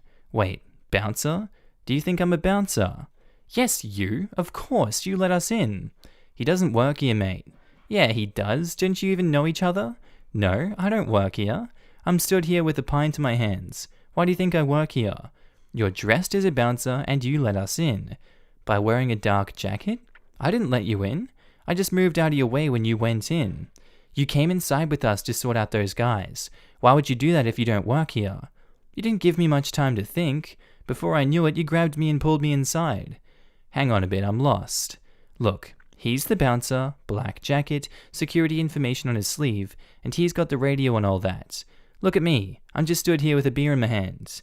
Screw this, I don't care what you are, but you pushed me to the ground and took my money." She's doubling down a little now, as I presume she thought this would help her. "I never touched you. I left after you pointed out some people kissing and you tried to slap me. Missed and fell over. What money are you talking about?" Thought the mention of money was a bit random. "We paid you to get in." "They obviously didn't. It wasn't even a bar you paid to get in." The bouncer looks very lost, but seems to be getting an idea that he better react soon. "So you hit her and took money off her?" "No, none of this happened. I think this lot are a bit drunk." DG 1 to 4 all chime in with various, "Yes he did, he frickin' hit her and stole her purse." Again, another fun little addition. "Right, give the purse back." "What purse? I don't have a purse. This is all bullcrap." Bouncer speaks into the radio, and another bouncer has now shown up. He's going around to look at the cameras and see what's what. I'm lucky it was a relatively quiet night, as normally I think I'd just have been kicked out of the place just to stop the drama and save time, but as it was slow, they decided to investigate. The DGs have all started getting a bit hysterical now they have the real bouncers, and the story has been embellished to include me taking money off them at the door to let them in, which they want back of course. The fact I apparently gave this poor girl a bit of a kicking, and I was supporting the guys who were trying to assault their friends. It takes a few minutes, but just as they're whipping themselves up into a frenzy, the bar manager comes out and asks me if I'll go inside to speak to him. I just want to go home now, but as it will get me away from the screeching, I agree. I instantly regret it, as I get shepherded into the back of the bar to the little room the security guys use. I assume I'm going to get a kicking, but the manager gets the second bouncer to show me the 2 clips on the security screen. The first one shows me vaguely moving out of the way when they go into the bar, definitely not taking any money, and the second shows me inside the bar talking briefly to DG1, her friend going to slap me and tripping herself up. We have a little laugh and they say I'm fine. I say I'm going to go, but they suggest if the woman calls the police, it might be better if I hang around so it can be sorted with this evidence. Apparently, it's quite common for people to lose things like purses and try to blame others in pubs. I ask what they're going to do with a group of girls, and they say they're going to be asked to leave. We go back outside, and the girls are still going on about what apparently I did. When the manager asks them to leave, they go really mad for a few seconds protesting. I've looked at the CCTV, and this guy didn't do anything. You actually tried to hit him. I never. He frickin' slapped me and stole my fudging purse. I'm calling the police. Well, feel free, but as I said, I've got the footage, so you'll make yourself look a bit silly there, love. No, I won't. I bet you do this all the time. Rob people and share the money. You've been asked to leave, so please go. I'm not going until he gives me my purse back. I don't have it. Are you sure you didn't drop it when you fell over? I did a smirk here, which may have been an error. You smarmy little... She launches herself at me, but the bouncer, with reflexes like a cheetah, manages to catch her in mid-air and holds her there. This was no mean feat, as she was a pretty large girl. She starts kicking and screaming, but it doesn't seem to trouble him too much. He holds her there for a few seconds as she runs out of steam. DGs 2 through 4 slowly seem to realize it isn't going to work, and quieten down and seem to sink back a bit to get away. As DG1 catches her breath, the 2 girls, 5 plus 6, who had been inside and hadn't really been involved to this point, come out of the bar, arm in arm with the 2 guys. DG5 says, "Hi, Karen." Not her real name, of course, it was actually Chantel or something chavvy. "We've bumped into our fellas, so we're heading home. Have a good night. Oh, by the way, here's the purse you asked me to hold." They hand over the purse, which she takes very sheepishly, and DG5 and DG6 leave with the guys. The remaining girls have all but disappeared now, and appears the show is over. Bouncer releases DG1 and asks them to leave. They seem a bit defeated and slink away apart from DG1, who is hanging back a bit. She turns to me and looks at me for a second. I was expecting an apology for the misunderstanding or a final screw you, but she actually says to me, "Will we get in next week?" Sorry, what do you mean? We aren't barred, are we? Bouncer and manager look at each other and shake their heads a little bit, quite unsure why she still thinks I work there. I'm seizing an opportunity and said, "You are, I'm afraid. Your friends can come back any time, though." And the manager, deciding it's easier to go with me on this one now, says, "Yes, that's right. I'm afraid we can't have people assaulting the staff. If you leave now, we won't call the police." She then joins the rest of her troupe, and they dejectedly walk away and leave the smoking area, and the bar with a bit of muttering. Bouncer, looking a bit confused, says, "So hang on, do you work here or not?" "No, sorry mate, I just stood in the wrong place at the wrong time. I was just taking the pee out of her at the end." "Okay, so how come she's barred?" Manager says, "Don't worry about it. Just get a picture of the video and put her on the wall of shame. Presume this was how they tracked the troublemakers. Right, all sorted. Talking to me now. Gonna get you a drink for all the trouble?" "Better not, boss, not while I'm working." Cue a wry smile from the manager, and a little bit of laughter from the few people who had gathered around and had picked up on what was going on. Sadly, everyone didn't stop and clap, but it was enough for me. Phil and I got a free round of drinks out of it, and I still go to that bar every now and then to this day. Wow, that was really long in the end. I never could figure out why they wanted the friends' boyfriends to be kicked out. Presume it was just because a girls' night out is sacred, and they didn't like the intrusion, but this seems extreme. Thanks for reading, and sorry it didn't end with the police called, and Karen or group of Karens all get carted off to the cells. Have a great day, everyone. As I said, I've got a few of these if people are keen. I can add some more when I get time. HOAs are a scam to enrich the management company. I'm new to this sub, so this may have been done to death, but I just sold my condo in not 1, but 2 HOAs, and I will never ever buy an HOA encumbered property again. I almost felt bad for my buyers, but they're in real estate and really tried to screw us over, so they should know better and screw them too. And my HOAs were not really that bad, $424 a month between the two, and they never paid for anything. Except I didn't have to have homeowners insurance, so that's good. The reason for 2 is that I had a condo outside a gated community, but we also belonged to the gated community and could use their facilities, a pool and a greenbelt/park. However, they refused to let us drive behind their precious gate, even though we were all given remotes when we purchased our condos. A few years in, they replaced the gates, so our remotes didn't work anymore. Regardless, when I sold, it cost me over $2,000, $1,200 up front to get rid of the damn place, all to the fudging management company, not the HOAs themselves. First, it was a $500 paperwork fee, so they would give the new owners the HOA paperwork. Fine. I confirmed twice that it was for both HOAs. Then it was a $700 paperwork fee for the second HOA. I objected, and the second HOA, which is the parent HOA, is not bound by whatever the first HOA stated. At this point, we're so close to closing escrow, I just pay the damn thing. Then, in my closing statement, it's going to be another $900 to transfer HOA title to the new owners. Screw HOAs. Screw the management companies. They are a scam. I actually got on the board for a while, trying to divorce the 2 HOAs, which would have reduced our fees by a bit more than half, but the parent HOA had control, per the CC&Rs, and we would have to get 75% of them to vote to let us go, and then their fees would go up to make up the difference. It's a trap, but that means I know how much we're paying a management company to show up to meetings every month and tell the board how not to break the law. They are the worst kind of parasites, the kind that provides no benefit to their hosts and only takes and takes and takes. You are pissing $5,000 a year away and consider that not bad? I meant that they were not that persnickety about bullcrap, not that the price wasn't bad. However, $400 a month is fairly common in my area. That is exactly why we decided to sell though, tired of spending that kind of money for nearly nothing. You're basically paying rent on a house you already own. I'll never understand HOAs. Perhaps if it covered landscaping and snow removal, then you'd only be wasting $4,000 a year. Nice.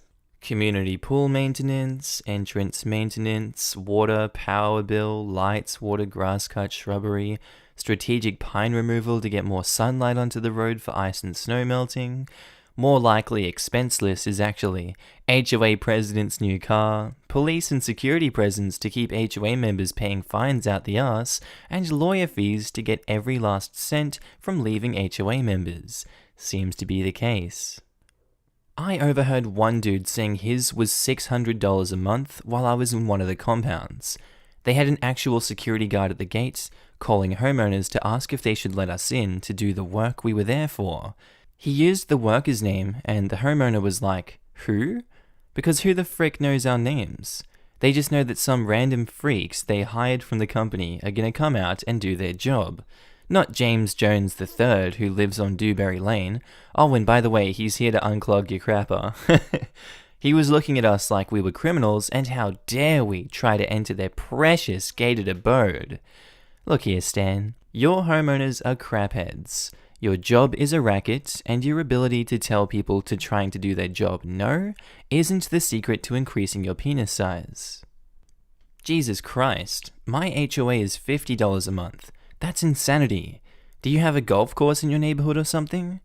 The parent HOA has an extensive greenbelt, pond, picnic area, pool, and sand volleyball courts. They're just hard to get from the condo. They refuse to let us drive on their streets and change the pedestrian gate codes on us all the time. That's $225 of the monthly. The other $199 covers the condos only. See below or above. Not really sure how this is going to nest. It's a condo. It probably includes water, trash, and upkeep of exterior property. Not water or trash, but yes, upkeep, as well as a 24-hour security patrol, homeowners insurance, and landscaping around the buildings. Matthew PDX says, I've been on the board of 3 condos in 3 different jurisdictions. I always ran for the board because I didn't want any craziness creeping in.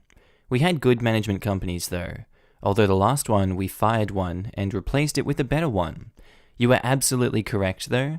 A lot of condo management companies will nickel and dime everyone for everything. I hate them. We more or less had to live in a condo in New York City because we couldn't afford a house in the city and didn't want the long commute from the burbs. When we moved to Oregon, we told the realtor no HOAs. We were sufficiently assertive that she paid attention. In my view, the facilities like pools, etc. that HOAs offer are not worth the intrusion into your life. Sometimes they'll start out with a great board that keeps its nose out of everyone's business, then Karen and Kevin get elected and everything goes to crap. Posted by user Confused Chicagoan, titled HOA Blanket Pet Ban Options. FHOA, I am in Illinois, and my HOA has a blanket pet ban, $100 per month fine if caught with a dog, $25 for a cat. I'm not trying to fight with the HOA about this, but I have depression, and the best I've ever felt in my life was when I had a dog. Multiple people within the complex have cats. You can see them in the window, and one unit owner who has a dog said he had to get legal representation to get the association to allow him a dog for ESA purposes. I am not trying to hire a lawyer to do something that I could freely do anywhere else in the city. I bought my unit roughly a year ago, and can clearly tell that the previous owners had multiple cats. The HOA is not enforcing the cat part of the rule. How would you suggest going about trying to change this ridiculous policy? The HOA is essentially making it illegal to have a dog in a townhouse that I own. It's ridiculous and should not be legal. Move is the easiest option. You need to document other neighbors breaking the CC&Rs without being punished or having them enforced over a period of time to show it is not a currently enforced rule. To do this, you will probably need to check with the neighbors you see with cats to ensure they do not pay the $25 fee each month. Once you have evidence of the rule being intentionally unenforced on other neighbors, you can force the hand, and either they will allow you to have the dog at that point without the fee, or everyone will have to have the CCRs enforced upon them. So either you'll get what you want, or the board will be forced to fine everyone with a pet and probably be removed from the board on the next voting opportunity. And if it's the latter part, be prepared for your neighbors to hate you. Having a cat and a dog is vastly different. Dogs bark and poop. Cats if they're indoors. You can't even tell if he has them unless you're looking inside. Not OP's fault the HOA has such a stupid rule. It's a stupid rule because of stupid people that can't properly handle a pet.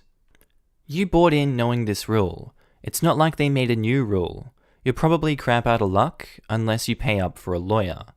As much as I love dogs and hate HOAs, why buy into a place knowing very well prior to closing that there is a ban on dogs and cats? You did read the CC&Rs before you signed the paperwork, right? It would be easier to sell your property and buy a property without restriction. Good luck getting this rule to change. When I bought my house, it had a covenant saying that you couldn't keep or breed any of a list of animals. My house was built 70 plus years ago on farming land, so I'm guessing it was a legit concern they had at the time. The ones you couldn't keep were things like cows. Fair enough, my garden is tiny, but also chickens, which gave me pause. How badly was I likely to want chickens in the future? More than I wanted the house? The breeding list includes most animals and pets, including cats. I'm less worried about anyone needing to look this up, but if I were to go into cat breeding as a business, it could cause me problems. I did genuinely stop and think before I signed on the dotted line. I backed out of buying a house because of the no chickens clause. If I want chickens, I'm getting chickens. If I remember correctly, service animal laws supersedes HOA bylaws in almost all situations. You could double check with the board about service animal rules and if they're going to give you trouble ahead of time. Emotional support animals do apply to landlords, HOA, and a couple of other places. The HOAs have to abide by the Fair Housing Act, not the Americans with Disabilities Act. OP needs to get a doctor's reference for an emotional support animal. That's all. Might cost you $60 for the visit. As stated, HOAs are subject to fair housing laws. If you get legitimate emotional support animal paperwork, they would have to grant you a reasonable accommodation to allow your animal. Your neighbors could be just paying the fine since it's a monthly fine. This could just be the way for the HOA to get more money without raising the month dues or having a special assessment. You can take pictures and record which units have pets, then bring it up at the next meeting. This would make sense for the cats, as $25 a month isn't a stupid amount of money to get what you want, i.e. a cat, so they might as well just be paying a monthly fine as more of a fee. Posted by user Frugal Fish Wife, titled, HOA fining us months later for leaving a Christmas tree in our driveway over the weekend. My boyfriend and I bought a house about a year ago. This is our first time as homeowners, and we have very little experience with HOAs. He asked me to post this and see if anyone has had a similar experience or could offer any advice. At the end of January, I took down our Christmas tree. My boyfriend was in New Mexico for work and wouldn't be back for 2 days, so I left it on the side of our driveway in a patch of rocks against our front stairs, as that was pretty much the only place we had room to leave it. It was laid down flat and honestly hardly noticeable at all. The plan was to leave it there over the weekend and then throw it in the back of his truck when he returned and dump it somewhere properly, and that's what we did. Well, 5 months later, we get a notice from the HOA saying that we've been fined $150 for having our Christmas tree out on our driveway. My boyfriend sends them an email asking them to dismiss the fine, as we were never even given a warning or notice, and it was only outside for a grand total of 2 nights. They replied, saying there's nothing they can do because they've already sent out the letter and the notice is final. So he calls them. The lady who picks up says that the person we need to speak to is in a meeting and will call us back, but she never does. We call them twice a day for a week straight, and every time we get the excuse that she's in a meeting. My boyfriend finally tells them that he will just come down tomorrow so that they can discuss the matter in person, since she keeps forgetting to make time to call us back. They accuse him of making dangerous threats. Seriously, he said it in the least malicious way possible, and so, not wanting to make things worse, I asked him to just let it go and pay $150. Now he's mad that I'm giving in, and said he's going down there tomorrow to speak to whoever this lady is, and request that she dismiss the fine, as we removed the Christmas tree after the weekend. I'm genuinely confused about this whole thing. How can I find out if it's actually acceptable for our HOA to fine us over such a thing without warning us, and if it is acceptable, is there any way for us to dispute it? Any advice appreciated. Edit, to clarify, the tree was on our property. It was not in the street at all, or partially in someone else's driveway, or anything of the sort. In fact, unless you lived right across the street, you wouldn't even notice it was there, as my car was parked in the driveway and it would block the tree from the view of anyone driving by, if that matters. It has been in excess of 90 days between the time of the violation and the notification from the HOA. Comb through your CC&Rs for any mention of statute of limitations, as well as time frame for notifications of violations. Rules lawyer your way out of it. This right here. Not all HOAs require notice to be given a violation prior to issuing a fine. It's assumed every owner will have a copy of the bylaws and will familiarize themselves with it, which is ridiculous, but that's how they are. Often, the first violation notice is just a warning though. So do check to see if a fine is legal to issue prior to a first violation notice. Depending on where you're located, check with a lawyer first to be sure. So long as you keep current with your regular HOA fee payments, they can't touch you legally for that fine. It's only when you're in arrears that they can include all monies owed on the account when they take it to court. Otherwise, the only real drawback is when you decide to sell. That fine will be outstanding on the account, and the buyer may have to pay it, which will turn off potential buyers. If you use lawyers for house sales and purchases, they can often have it removed then. I'm not a lawyer, but have some experience in this field. Your location will determine your liability for this fine. Also, as an aside, seemingly every HOA has residents who make it their life's work to prowl the area several times a day, taking pictures of the most innocuous crap and sending reports to the management office. By law, they're obliged to follow the rules in your bylaws and have to take required action. I'd seen the most insane stuff being reported for violations. A child's riding toy hidden behind the pillar of the resident's balcony, for example. Can't recall the nature of the violation. Summer toys left outside, or some such crap. This is lawyer territory. Even if you're paying your monthly fees, refusing to pay a fine like this can have it sent to collections, filed as a lien on the property, and foreclosure proceedings started up. One guy lost his house for having too many roses and refusing to pay the fines, even though, as far as I've heard, he never missed a regular payment. HOAs are evil and should not be allowed to exist. Not all HOAs are evil. Some of them are necessary when the actual shared property, a condo building or a community pool, etc. I don't think they should be allowed to exist when the community property consists of a couple of common areas, aka runoff holding ponds and a flower bed at the entrance of a subdivision. Those are nothing but a hassle with no real reason to exist. All of them can be turned evil by a couple of busybodies on a power trip. I will never live in one again. The risk is too high, even for currently decent ones. Someone else suggests, simple, play semantics. Accuse them of going that 5 months after New Year, any tree on the yard would most definitely not be a Christmas tree, but you are not known to discriminate against the mentally deficient. Go out, get written statements from your neighbors that for the last 2 months there was no shrubbery in your backyard. Provide photographic evidence. Go drink with your local priest. Ask him what he would call a Christian that celebrates Christmas in July. Ask him if you could quote him on that. Call their pastor. Ask him what he would call a Christian that insisted that a Christmas was even celebrated remotely close to July. I believe heretical swine whose parents took a steaming crap in the Christian gene pool would put it lightly.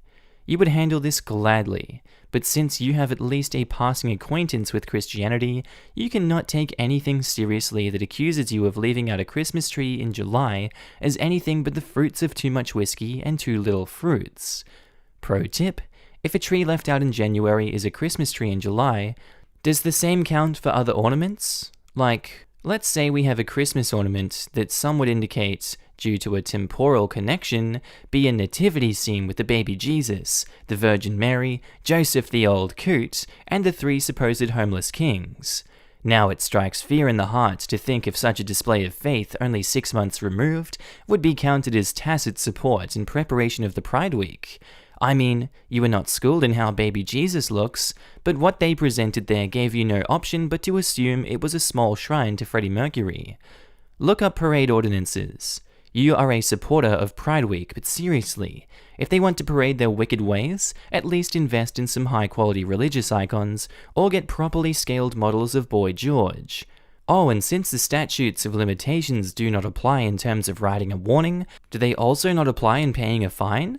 Because just as they speedily and correctly warned you for an infraction in January, in June, July, you will be equally speedily and precisely pay them in the same time frame. And that is just me doing 5 minutes of day drinking. But seriously, your best bet is to look up the statutes of limitation. Could be called something differently, but basically it says, this many days after the infraction, at the most, we will send you a warning. Offer to pay them in full if they have evidence that this was filed within regulation distance. Basically, if the first letter went out and the mail just lost it, surely they have evidence that this was filed in the correct time frame. If this was not kept, you have reasons to dispute this. Look up the bylaws, and remember, a German day drinking for 5 minutes came up with this. Ask me what I can do if you give me 5 hours. Alright, this was getting long, but I was going to just move on from this one. But he writes a good story, I'm not going to lie. You can skip ahead a minute if you don't want to listen to it. Leopard Eater replies to him saying, I'm hiring right now. Please send all German day drinkers to my office. You make a cunning and equally attractive case, but seriously, I already have a job. This is just what I do for charity cases. You've not lived until you drank a bishop under the table, got him to admit that you can drink like an altar boy, and admit that for a heathen, you're not that bad. I'm serious. It was a case of a noise complaint. Basically, me and my flatmate got into day drinking while doing house chores and playing loud music a little bit early in the morning. My mate got the police called on him and threatened with eviction. I got bored and my mate picked up the tab. So I asked to meet with the highest Catholic in the area, got a surprise meeting, and made my case. I invited the bishop for a bit of day drinking to a local beer garden, stuck to the hard stuff, and very soon I had him promise that he would write us a notice saying that what others thought was just noise complaints was instead preparation for church-going services, and that the police can't do jack crap against church law, and that he has been waiting to ram it down the hole of the evangelist police president. He seemed to still take it the wrong way that the police law trumped church law and made very booze-soaked valid arguments for that, which may or may not have included a suggestion to hit all people who could not pray the Pater Noster in Latin on principle, to beat the evil out of them. Apparently, it's not very common that people under the age of 40 have a working knowledge of Latin drinking songs, can hold their own in a theological debate, can stomach more than a seasoned Catholic, and are not adverse to some hijinks. All I had to do to turn him around is to promise that next year we would repeat this.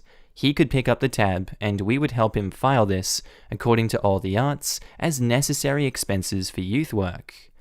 The next day, we had a priest trainee at the front door, handing us a letter of character for the police, signed by the bishop, that basically said, but in a way nicer and more political way, that if we were not allowed to continue, all the faithful little Catholics around there would get a personal visit from him and a stern talking to if they even understood what some of the Latin songs were about, and he would personally see how long they remained Catholics after that. Landlord basically was a practicing Catholic and backed off. Neighbor wanted to press charges, but the local police people had a surprising number. Seeing that he had leaned in to bat so heavily for us, we at least made sure to occasionally show our faces at church services, despite being hardened not Christians, and over the years, I never said a bad word about the dude. Dear Lord, the stories you find on here. Posted by user InstaThrowaway1193RS, titled, HOA suddenly started posting signs around our pond. We live in a small community that got built by one of those big box developers you see all over Florida. For background, our developer recently left, so we have a new board that is pretty small, but they haven't had any control over bylaws until now. Our neighborhood has a lot of man-made bodies of water, which looks quite scenic, but it's Florida, of course gators have moved in. So now the HOA wants to put up signs warning that you can't use the canals or ponds for swimming or fishing because they're worried about getting sued. Since we've lived here, there's never been any signs. My wife thinks they're extremely ugly, and we would prefer they not put the signs where we can see them. The other houses have signs in their views, but we never have until this point. We feel that we bought the house under false pretenses, because if we knew they were going to put signs in our waterfront view, we would not have bought that house or even moved in here. Appreciate all suggestions about how to get these signs removed. Edit, thanks for the good suggestions. I'll work with the HOA about getting a nicer sign. We were just surprised because there wasn't any notice and a little disappointed. We really thought all the signs the HOA was going to put up were already up, which is why we bought the lot we did. If it's common HOA property, I would hardly see how they wouldn't be able to put up signs, especially if the HOA could be held responsible. I'd much rather look at one sign than have to pay triple dues because the neighbors had a family in Nebraska who got too close one day. And the insurance company refused to pay out due to the HOA not having to put up signs like their insurance policy demanded from them. We would prefer they not put signs where we can see them. Wouldn't that defeat the purpose of the signs? They say they paid for the suite-like view specifically for when someone gets eaten by an alligator. A sign would impede that experience. You may be right. I may be crazy, but you do not swim, wade, or dive in man-made bodies of water. Hope that worked in Florida. Lived here all my life, and I won't swim in anything but a spring or a river fed by one.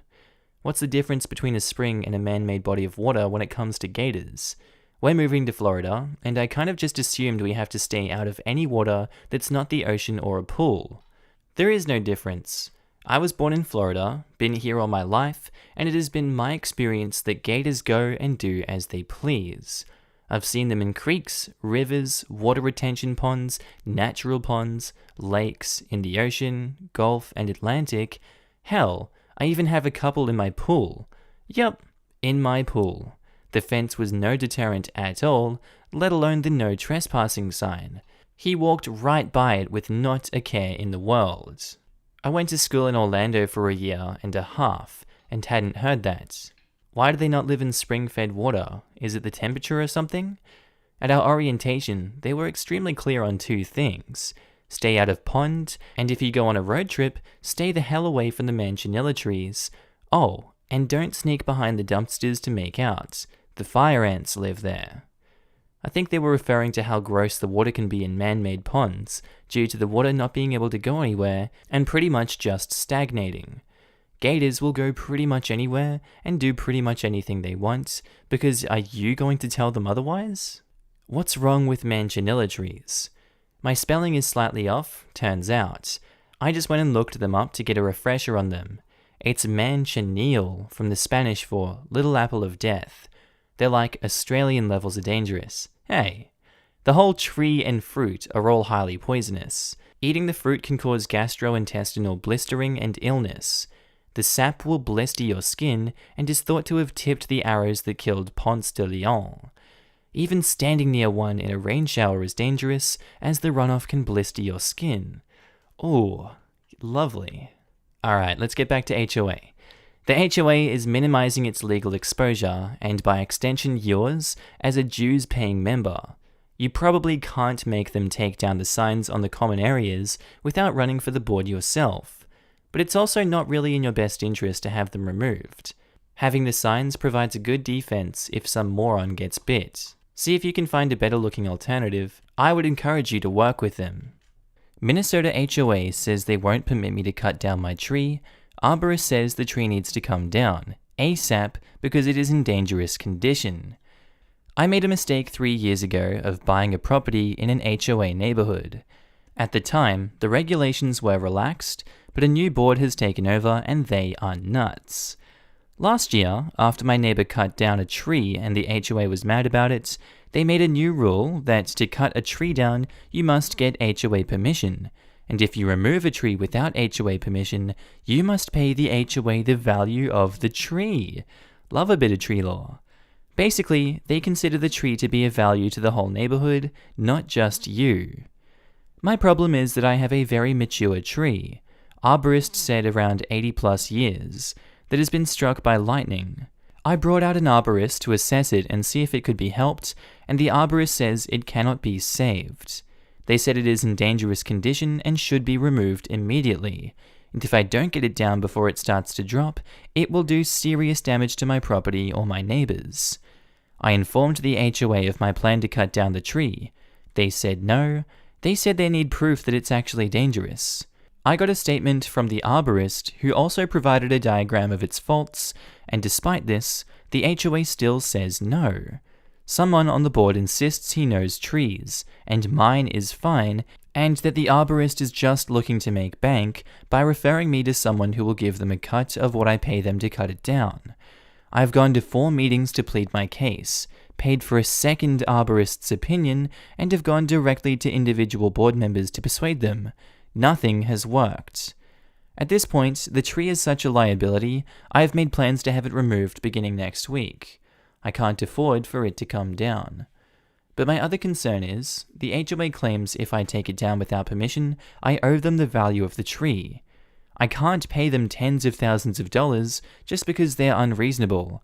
In fact, I believe they are intentionally not giving me permission, so I will be forced to pay the money. What now? This is lawyer time, I think. A consult with a real estate attorney won't cost that much money, and it certainly will be cheaper than the fine the HOA is threatening to levy. Unfortunately, I have to agree. At this point, you're looking at attempting to get an order from a judge to require the HOA to permit the tree's removal. Otherwise, you risk damage to your property and then suing the HOA for the costs should it occur. Your guess as to which is cheaper, faster, and easier. The arborist says it's an immediate danger, so I've made plans to have it taken down starting Monday, one way or another. If the main split falls, it will destroy my home and garage. At this point, should I be cancelling that and trying to get an order from a judge? I'm worried about how long that might take. Upon the advice here, I have called half a dozen lawyers, and no one even wants to meet me until next week. In that case, I would suggest you get a quote for the value of the tree from your arborist, aka $0, as it was an immediate danger and therefore has no value, but you will definitely still need to contact an attorney. Please note that cancelling the arborist may void homeowner's insurance if it were to fall on your home or garage. Big this. Call your insurance company and a public adjuster. They might request documents from the arborists and pictures, and I'm confident that they will vehemently insist that the tree be removed ASAP to remove the hazard. And a public adjuster works for you, not the insurance companies. They will ask for a copy of your entire insurance policy, look it over, and see what is up. Typically, they will not have any action to take unless there's a claim, and they usually don't get paid unless a claim is won, so they have a vested interest in making sure the insurance company pays out as much as the policy allows. But they are typically very helpful, and might be able to freely explain further liabilities for not getting the hazard removed even if there is no claim. Also, who knows? Maybe there's a clause in your property insurance which states that the tree is insured against lightning strikes. Not likely, but possible. You could try that angle towards any public adjuster who is not interested in speaking with you. These calls, records, and information from the insurance company and the adjuster could very well all be beneficial to your case, in the event that you end up in court with the HOA. Hey, I'm a certified arborist myself. You should go on the ISA website and find a local tree risk assessor. They can do legal reports, and if you end up going to court, you want something that came from someone with a TRAQ. The opinion of a normal arborist might not be good enough. Get the HOA to provide you an assessment of the tree's worth. Anyone called in to perform the assessment should confirm the tree's health and agree with your arborist to cut it down. This seems too simple though. Posted by user Inner Minna Mermaid, titled, My First HOA Violation and HOA Requirements. Hey all. Warning, context is long and I'm on a phone. I did my best with formats. So I just purchased a condo in November 2019 in Ohio that is managed by a property management company. I recently received a violation letter, 6 months in, super exciting, for decor placed on the outside of my unit. One of the violations was for a large wooden black letter hanging on my front door, of which I am responsible for replacing and maintaining, which is the first initial of my last name, and confusingly, a plaque with our unit number on it that we put up to replace the old numbers that fell off. The rules indicate we can't hang anything on the outside of the unit or door, and I took that to mean we aren't allowed to screw anything into the siding or brick. The number plaque is hanging by picture wire from our porch light. You can't see the wire, and we're responsible for maintaining and replacing the fixture too. The letter was on the door with an outdoor command strip type hook. Our unit is townhouse style and street facing, so while I think it's incredibly stupid, I get the keeping the decor to a minimum and did remove the letter hanging on my front door. I have not removed the address plaque yet, as I feel it's a safety issue to not have our unit clearly marked with a number in the event emergency services need to identify our unit. I emailed the property management company for clarification as soon as I received the letter, but we're terrible about getting our mail, so the letter is a couple of weeks old. It has only been a day, but I didn't receive a response via email, nor the phone call from the property manager, which I requested in the email. While I was waiting for a response, I was reviewing bylaws, and it states that I should have received a projected budget from the board by December 1st, and they are also required to have at least one board meeting a year, which they are required to notify the members at least 1 week in advance. It is possible that the meeting and projected budget being sent since I moved in late in the year, but I think it's more likely neither of these things actually happened. Now for my questions. 1. When I've talked to the property manager in the past, she's always had to go to the back of the board for approval or to get questions answered. Is there any way I can find out who was on the board myself and communicate with them directly? 2. Am I allowed to find out when the last meeting was and what the meeting content was? 3. How do I request the proposed budget information for the year? 4. If the proposed budget was sent and the meeting was held while I was living here but I was not notified, what can I do?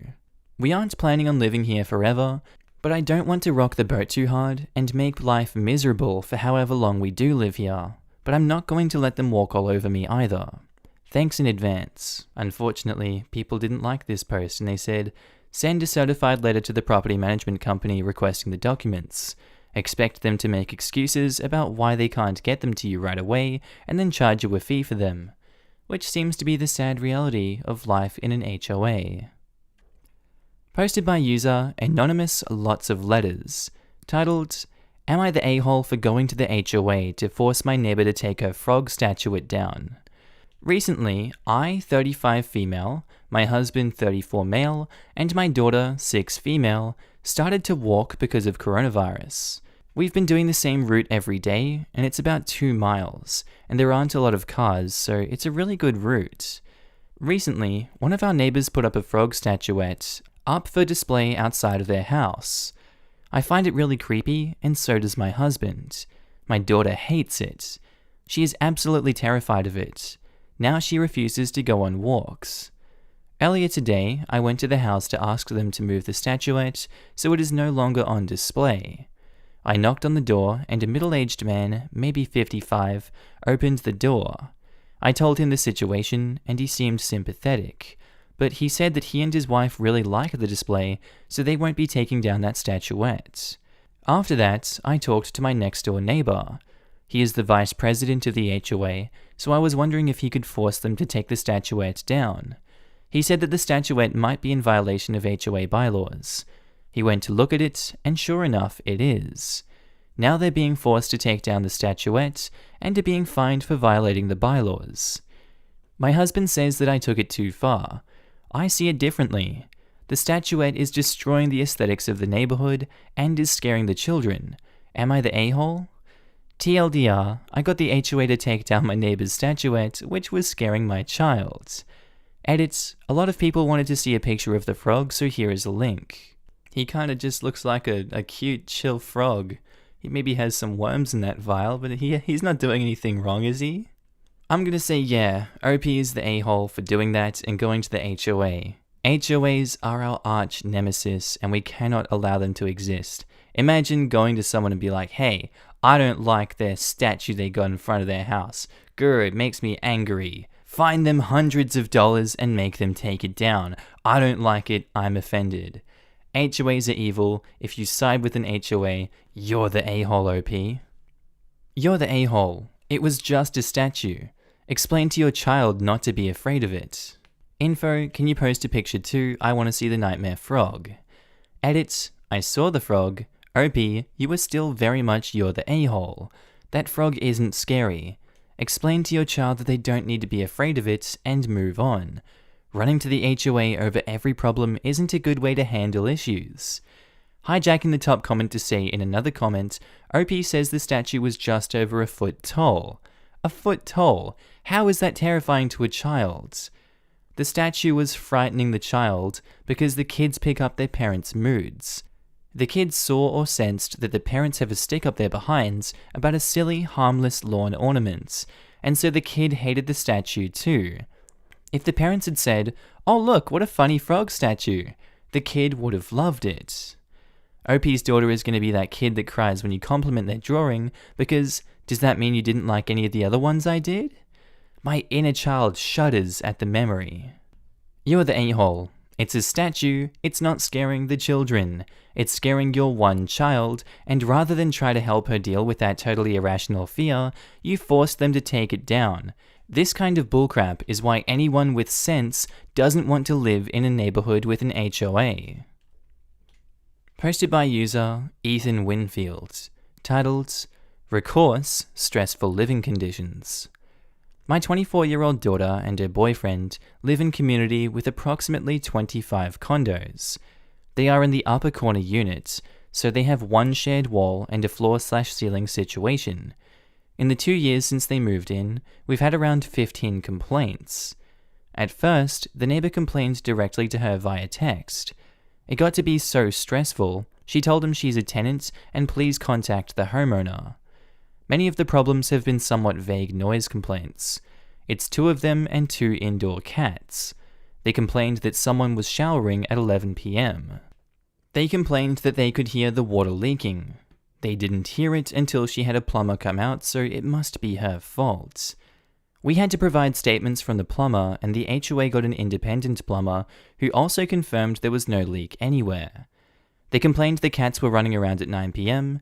My daughter put down rugs and padding designed to block the noise, still got complaints. The latest complaint was for storing a vehicle/expired tag. I asked which car and when this was. The response I received was that the complaint said the car hadn't been moved in 3 months. Again, I asked which car. As soon as they find out, they'll get back to me. 1. My daughter has previous texts stating parking her car for more than 72 hours when she is out of town wasn't a problem. 2. The 3 months would be during the time of the stay-at-home orders for COVID-19. 3. They left the condo during that time to buy groceries and attend work meetings. The neighbor who keeps complaining is on the HOA board. He also rents out his condo through Airbnb. None of his reviews have mentioned any noise problems, and he gets around the HOA rules about Airbnb by staying there with the guest. Other than selling and moving, what recourse do we have? File harassment claims against them. They have no proof and blame you for things out of your hands. This way there is a record of their past complaints and how petty they are. This will be a 2-factor thing. Either things will get easier or they will get much worse. But do not work with the other owner. Work with the management company first. And probably don't need to get a lawyer involved unless there are fines or the other owner starts getting more involved and you need to file a cease and desist order. This just illustrates how ridiculous and unreasonable these people are being. How can they expect to dictate when someone takes a shower?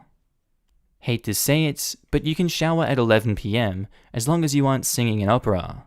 And no cat is going to make enough noise to disturb the neighbors unless it's literally knocking vases off of bookshelves at 2 a.m. This wasn't in an HOA, but the first apartment I rented, I was on the 3rd floor, this neighbor was on the 2nd immediately underneath me, complained our cats were too loud.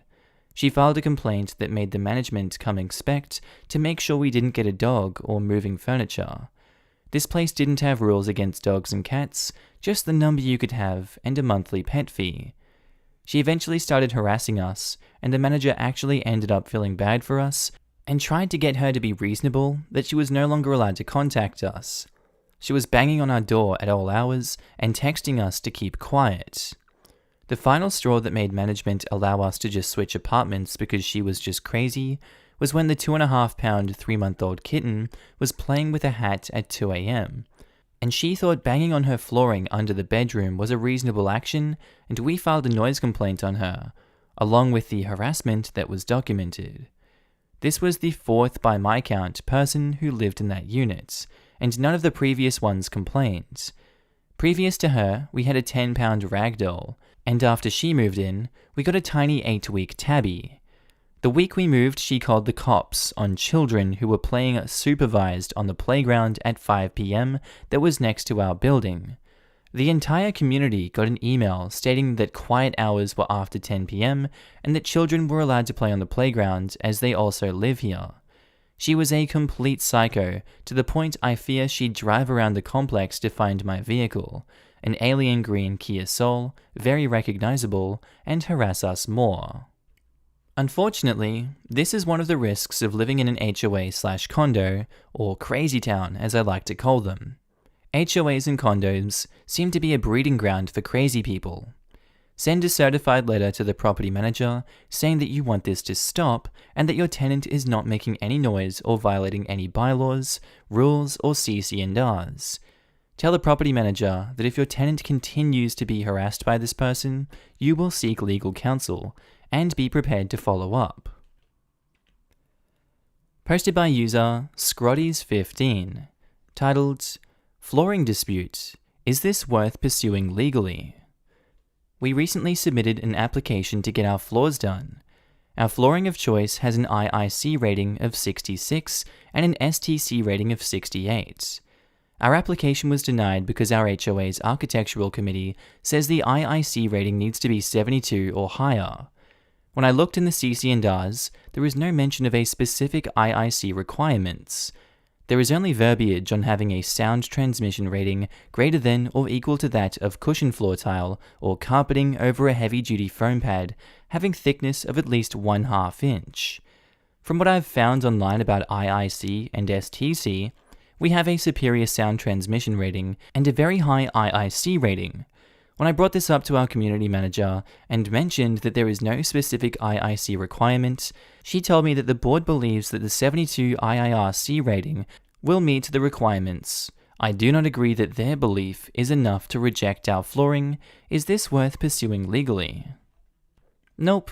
The HOA will probably win the case, using the HOA's money to pay for court fees and such.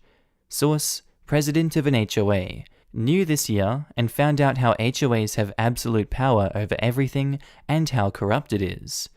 Well, damn. Aside from the corruption, we technically aren't wrong, right? I just don't understand why the CC&Rs only list a vague STC requirements and yet they deny me based off an IIC that isn't even defined. Trust me, even if you are right, they will probably still be legally able to do as they please. Crazy, but this is how HOAs run. They do not protect homeowners. They can do and act immorally and unethically, but that doesn't matter if legally they are protected, which is how corruption comes into place. Just tell them, instead of redoing your floors, since you're not approved, you're going to put the money to something more productive, like a ham radio tower. Hell yeah! You might win, but at what cost? Better to find other unhappy owners and get yourself onto the board. Well, as a young and naive first-time homeowner, we already purchased the flooring, and now our mistake needs to be fixed by either somehow getting to the HOA's approval or adding caulk underlayment at an estimated additional $3,000, not including labor. I had new flooring installed in my kitchen and dining. I really wish I had some underfloor installed. The flooring I chose is too thin. When I walk on it, I can feel in my feet the imperfections in the underfloor. This was masked by the previous thicker floor. I know this has nothing to do with you, but maybe there can be additional benefits to installing more underfloor. Very true. I'm sure there will be some benefits, and thank you for the positive perspective. We are stressing over here, so it's been hard to picture a good outcome. I just moved into my second home. First home was single story. Installed hardwood floors, no problem. Soon as we moved into the new one, I did the same but bought expensive, nice solid planks. I did about 1,200 square foot and it's beautiful. All in, like $10,000 for materials. No laborers, that was all me. Not a day goes by I don't wish I had put down underlayment. I put down a vapor barrier, as manufacturer rec stated, but never thought to sound, and I definitely regret it. It sounds like you were technically right, but it really doesn't matter. Even if you were to win, you would pay more in legal fees. It would be over a year before a judgment, and all the while your project has been on hold for over $3,000. I think buying the sound dampening underlayment is the right call, even without considering the HOA. Consider it the price of peace of mind. I remember being in your position, reading over every rule and trying to beat them at their game. The thing is, the game is fixed and they interpret the rulebook. Posted by user Galagossage 1998, titled, Property Management Has Crap Internet Contract. So, has anyone had problems with internet connection speeds in their apartments? For a year now, I've had an internet connection of 20 megabytes per second, and as you all may know, it's the most basic and worst internet connection you can get from any provider.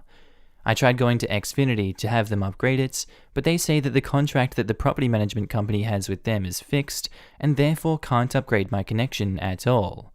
Is there any way to bypass this? Is it possible to go to competition like AT&T? If it's the property management having a contract, then there's nothing you can do to get around it. You're renting the space from the property management, and they own your unit. You could try contacting a competitor. It's possible that they could have the service to your apartment, and you've got nothing to lose. Is this a case where your internet is included with your rent and you don't pay Xfinity directly? I know places that advertise this are notorious for having the worst service imaginable, and then you're locked into whatever that is with no other option while living there. If that's the case, your only option is to move when you can. I will try going to AT&T. You're right, I have nothing to lose. It's just weird to me because I've gone to Xfinity, and when it comes to cable and TV, they've let me add as many cable boxes as I want, and they charge me the difference. So what's so different with the internet? Like, I don't see why the property management wouldn't still cover the 20 megabyte per second speed, and whatever I decide to upgrade it to, I pay the difference. Also, I don't rent from them. My aunt owns the apartment, but she obviously pays HOA. Do you have 5G available? Might be worth looking into pricing for cellular data and going that route. I know my husband and I couldn't survive on 20 megabytes per second. We'd break the lease if there really was no other option. Totally, especially in today's world of working from home. As a Canadian, lol, data prices are much better now, but we're only 4 years away from our old prices. $100 for 2 gigs of data. Canada is a great country, but your internet and mobile seems like it's always been pretty lousy. Don't know how you all deal with it. As someone that previously worked for a managed services provider, the contracts were never 100% exclusive, and if a resident was unhappy with anything, they were welcomed to get their own, fully priced service from the main ISP, or alternatives that were available in the area. This just isn't true. There is only a single choice for internet at my apartment. You either go through them or you get nothing. Is that because it's the only thing offered in the area, or the only thing the apartment allowed? Only thing apartment allows. We have AT&T, Xfinity, and Spectrum in the area. Well, that sucks. I'm stuck with Spectrum. I really hate them as a company for many devious and underhanded reasons, because it is the only internet available. Posted by user Lawshire, titled Best Professional Profile for HOA Board Members? As a renter who has not yet owned a home, HOA or otherwise, and is currently looking to buy a home, I'm considering moving into a suburban neighborhood with a hefty HOA. I am torn about this because I never thought I'd even consider an HOA community simply based on all the horror stories I see on Reddit. For example, I don't want to be told that I can't park my car in my own driveway. I don't want people coming onto my property to measure my lawn and cut my weeds to then charge me for it. I definitely don't want nosy people to break items on my property for the sole reason of writing me up. However, this is a truly gorgeous community. It looks like there are plenty of community events, and the amenities are extremely well maintained. I'm beginning to wonder, could it be worth it? It looks like the board members of this HOA are mostly finance types, mostly people who work in banks, a high-powered lawyer, or 2 working in class actions and bank litigation, etc. My impression was that bad HOAs are typically composed of sad, lonely people who don't have much going on in their lives and like to assert artificial power over people by forming a little HOA clique and writing up infractions, just because they like the power. However, my impression of this HOA is that it is composed of uber-successful, extremely busy professionals who manage big projects and teams for a living. None of them seem like the typical bored neighbor looking for a way to bring meaning into their lives through the HOA. They seem like super competent people who have more things going on in their jobs that would bring them more satisfaction than being top dog in an HOA. Am I deluding myself here? There are quite a few restrictions. E.g., you have to get express written permission from the HOA before removing trees, installing a doghouse and shed, no open fires allowed, garage doors must stay closed when not in use, white curtains facing the road, etc. There is a professional landscaping service company involved, and this company has a permanent seat on the HOA board. I'm not a fan of restrictions generally, but could live with these, if this is a fair HOA that isn't writing up fines for people who are truly trying to follow the rules. The property and amenities are amazing. I'm going to try and chat with people who currently live in the neighborhood to see how restrictive and annoying this HOA actually is. Does the profile of this HOA, high-powered professionals, sound like any HOAs you've dealt with personally? Could it be a sign that it will be well run, not by a bully? You are making a lot of assumptions, my friends. Finance executives and lawyers on your board? I don't think they are going to be any less vigilant in their duties on the HOA board than in their highly motivated, uber-successful professional lives. If they are so busy, why would they even be on the board? To exert control and authority. Lawyers on the board will be the worst. You already seem willing to make compromises in your property rights that seem palatable now. Your opinion of the HOA shouldn't be based on assumption of the members, since you don't know them. Some of the sad, lonely people could be the nicest neighbors, if you get past your superficial assessment of them. Judge the HOA by its actions. To me, having people that tell me I can only have white curtains, I need their approval for a doghouse in my backyard, and I must keep my garage doors closed, what is the definition of not in use, is just as intrusive as telling me I can't park my car in my driveway. I also do not like the service company having a permanent seat. It means they are unaccountable and you can't get rid of them. Any service company should report to the board, not be a part of it. Quick related anecdote. My cousin's HOA had a similar rule about open garage doors. I only know because he was warned about it while working in his yard. He had left it open in order to access his tools in the garage. No bueno. He was expected to open and close the door each time that he needed to enter and exit. Landscaping company having a permanent seat on the board is a huge flag. Screams corruption, nepotism, and cronyism. Also, my HOA secretary, who's been an administrative assistant all her life, constantly uses words like, before entering the medical field, doctor's office assistant. I used to work for a multinational law firm as a lawyer's assistant, so take the high-powered part with a grain of salt. My HOA is fine right now. The HOA I lived in before was fine while I lived there. I moved out, but turned that home into a rental, so I still deal with that HOA, and they've turned into a minor nightmare. Can't figure out how to properly vet a pool resurfacing company. Kids got bloody feet from that bad job, and the pool had to be shut down and redone. They never inspected the job being done. They cut down tons of trees that needed to be removed, but tons that didn't because it looks odd. For frick's sake, that's expensive. Then they had issue with one of my tenants. Fine, that tenant is removed. Then they actually wanted a clause in my lease that's flat unenforceable from an HUD standpoint. They want to vet the tenants to make sure they fit in. No, that's illegal. I point that out, and they say I'll lose my rental status. I say I'll report them to the HUD for violating fair housing practices, and everything is in writing. I got my approval without the clause. Unfortunately, in my area, the only homes built in the last 35 years are in HOAs. The pickings are slim for a non-HOA. Alright guys, that's the end of today's episode. I'm going to chuck you to outro Markee.